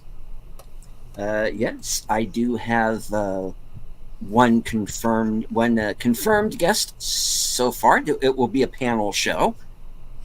So we will see. I'll be sending out some links, and we'll see who will be available enough to come in and. Otherwise, it's just going to be me doing silly voices for 2 hours, and I don't know if anybody wants to see that. Which is always fun, too. See, Mark brings up Garfield Goose, and I was about to say Ray Rayner, but then he brought it up himself. So, yeah, Ray Rayner. Absolutely. You can't have one without the other. Absolutely. Mm-hmm. So that takes us into Monday. Monday, I'm going to be, let's see. What did I say? Did I say the producers for this week? Yeah. No. No. We're still on Dreams. So we're on, what were those two movies? Inception and What Dreams May Come. Yep. And Deleted said he would join me for that. Or at least the first one. If you can stay for the second one, that's great. But that is Monday at 8 Central, 9 Eastern. Double feature. Last calls, Monday night at the movies, right here on my channel. Which brings us around to Tuesday. What do all of us here on the panel doing on Tuesday night? Deleted Scenes. Yes, that will be live from Sparkwood in 21, which is our retrospective of Twin Peaks. And we will be watching episode 7 of The Return. Was the title something that's a body, all right, or something like that? That's a body, all right. Okay. Yep. Yeah. So, I don't remember exactly, but I think you may finally get your resolution on who that body is without the head. We know who the head is. We don't know who the body is. And I've already prophesied that you will be he'll be very bothered and discouraged by who that buddy is. I mean, I think I've got something of an idea of who it might be, because I think... Go ahead. I'd love to know what you're thinking it is. Who do you think it is? Again, they could pull a complete switch on me here. I think it's Major Briggs. Do you want a confirmation or disapproval of it? Let's wait. Okay, I'll save it for Tuesday. But they've hinted at it, and okay. We're going to go into Twin Peaks here for a second, folks. Okay, we have been given an explanation to how the Major Briggs character passed. Died, sort of. I don't buy the explanation. That's why I think he may be this as of yet unidentified body. Yeah, that's fair. But again, remember, that's me saying I don't buy it. I could be wrong, but we'll see. This is not a simple answer, so even if I was to confirm or deny it, there's nuance to this. This isn't as simple as, yes, Major Briggs is dead. Yes, that's his body. It's like, kinda? So we'll get into that this week on Tuesday, 7:30 Central, 8:30 Eastern, live from Sparkwind 21 on Deleted Scenes channel. There you go. Thursday, Netters Network. Yes, we will have one of those. What are we? Who are we going to be talking to on Thursday? On Thursday, things my special guest will be Enigma Severus. Enigma Severus, who was here briefly, who couldn't stay with us because, sleepy time. But perfectly understandable. But we will get a good full hour with him on Thursday, starting 9 Central, 10 Eastern. Find out all about him, all about his channel, why you should be subscribed to it, and why you should be watching every single video he puts out. Yep. And after that, we expect you to all go over to Deleted Scenes channel so he can tell you what the fuck's going on the whole rest of the week. And of course, even back before Netter's show, Action Theater. Oh, sorry. I thought I'd gotten everything.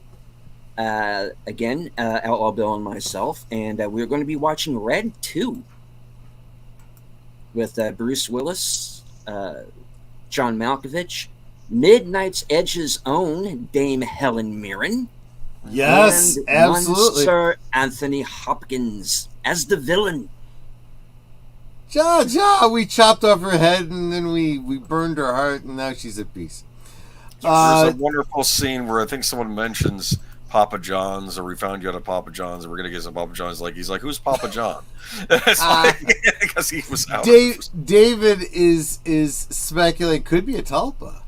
Everybody could be a tulpa. Yeah. You're getting a little ahead of us, David, or at least you're getting ahead of Deleted Scenes. But I hope you can definitely join us on Tuesday because we'll probably be talking about some of that. Absolutely. You are keyed in. You know what you're talking about. So that's Thursday. And that brings us around to Friday. Boomer and I are undecided about next week, Friday. Talk about it Sunday. Yeah, we'll talk a little bit more about it Sunday. We're on the fence about 2 different topics, and we'll figure it out. Yes. We'll figure it out when I sober up. Yes. So, sounds good. So there you go. And that is the week in review. Am I missing anything, guys? I don't think so. Have I not covered anything you guys wanted to cover? No. You're doing the Time Machine tomorrow night, so look forward to that. Yeah. Yeah, it's all wibbly wobbly, timey wimey around here, my friends. Let me tell you, between the Outer Range and the Time Machine by H.G. Wells and Twin Peaks. And the fact that Doom keeps coming back and won't die, even though it's. Well, there's that. We'll talk more about that on Sunday too. Yes. So yeah, let's go around the horn. I mean, we've kind of already covered what everyone's doing, but let's get your last words. Whoops, I did this wrong. I wanted to bring up deleted scenes. Any last thoughts or words, deleted scenes? Once again, I would like to thank everybody for joining us here in the chat. Right. And to whoever might also be watching on Twitter. I can't see you, but I know that you're there. And of course, do we have a Rumble up as well for the show this week, or? Well, I'm on Rumble, but nobody's there. It's just me doing it as a backup. I was about to say to anybody who might watch on Rumble later on, should there be? Thank you. Yep. If anybody is wondering what "Nobody's Fault But My Own" means, that is the song played at the end of episode 5 by Beck. I love it. Yep. Check it out. Good point. Great soundtrack. We haven't talked enough about the soundtrack from the show. The soundtrack is fantastic. Yeah.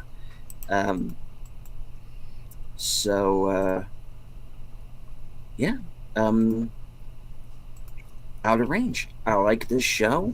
It's very much if David Lynch and Taylor Sheridan got together and did a television show. Damn, I didn't even think of it that way, but you're right. So, and of course, Wind River got a shout out in episode 5. So there you go. There's that. All right. And as I always say at the end of all of my broadcasts, from HQ and all points north, south, east, west, and beyond, good night, take care, stay strong, be safe, because this is how we win. Chicha and amen. There you go. There you go. Age of Boomer? Any last thoughts or words? Nothing. Just this is wiggly wimey timey wimey, and hopefully it'll make sense by the end of the series, but it probably won't. Anyway, it makes a lot more sense than the last couple seasons of Doctor What the Fuck. Well, yeah, that should be what it's called now. Yeah. Right. Awesome, man. Thanks so much, Netter. Oh, whoops! I did this wrong again. There we go, Netter. Last words, you want to take us out? Yeah. Of course, I want to remind everyone to make sure that you are subbed to every member of the panel as well as every member of the chat. And if you think you're subbed, go back and double check you're still subbed because YouTube. Yep. And if you are members of different streams, you might want to just double check that you're still a member. Yep. Because, like I know Troy had a bunch of free ones that were given out, and now those ones have lapsed. So if you want to continue being a member, you'll need to re-up.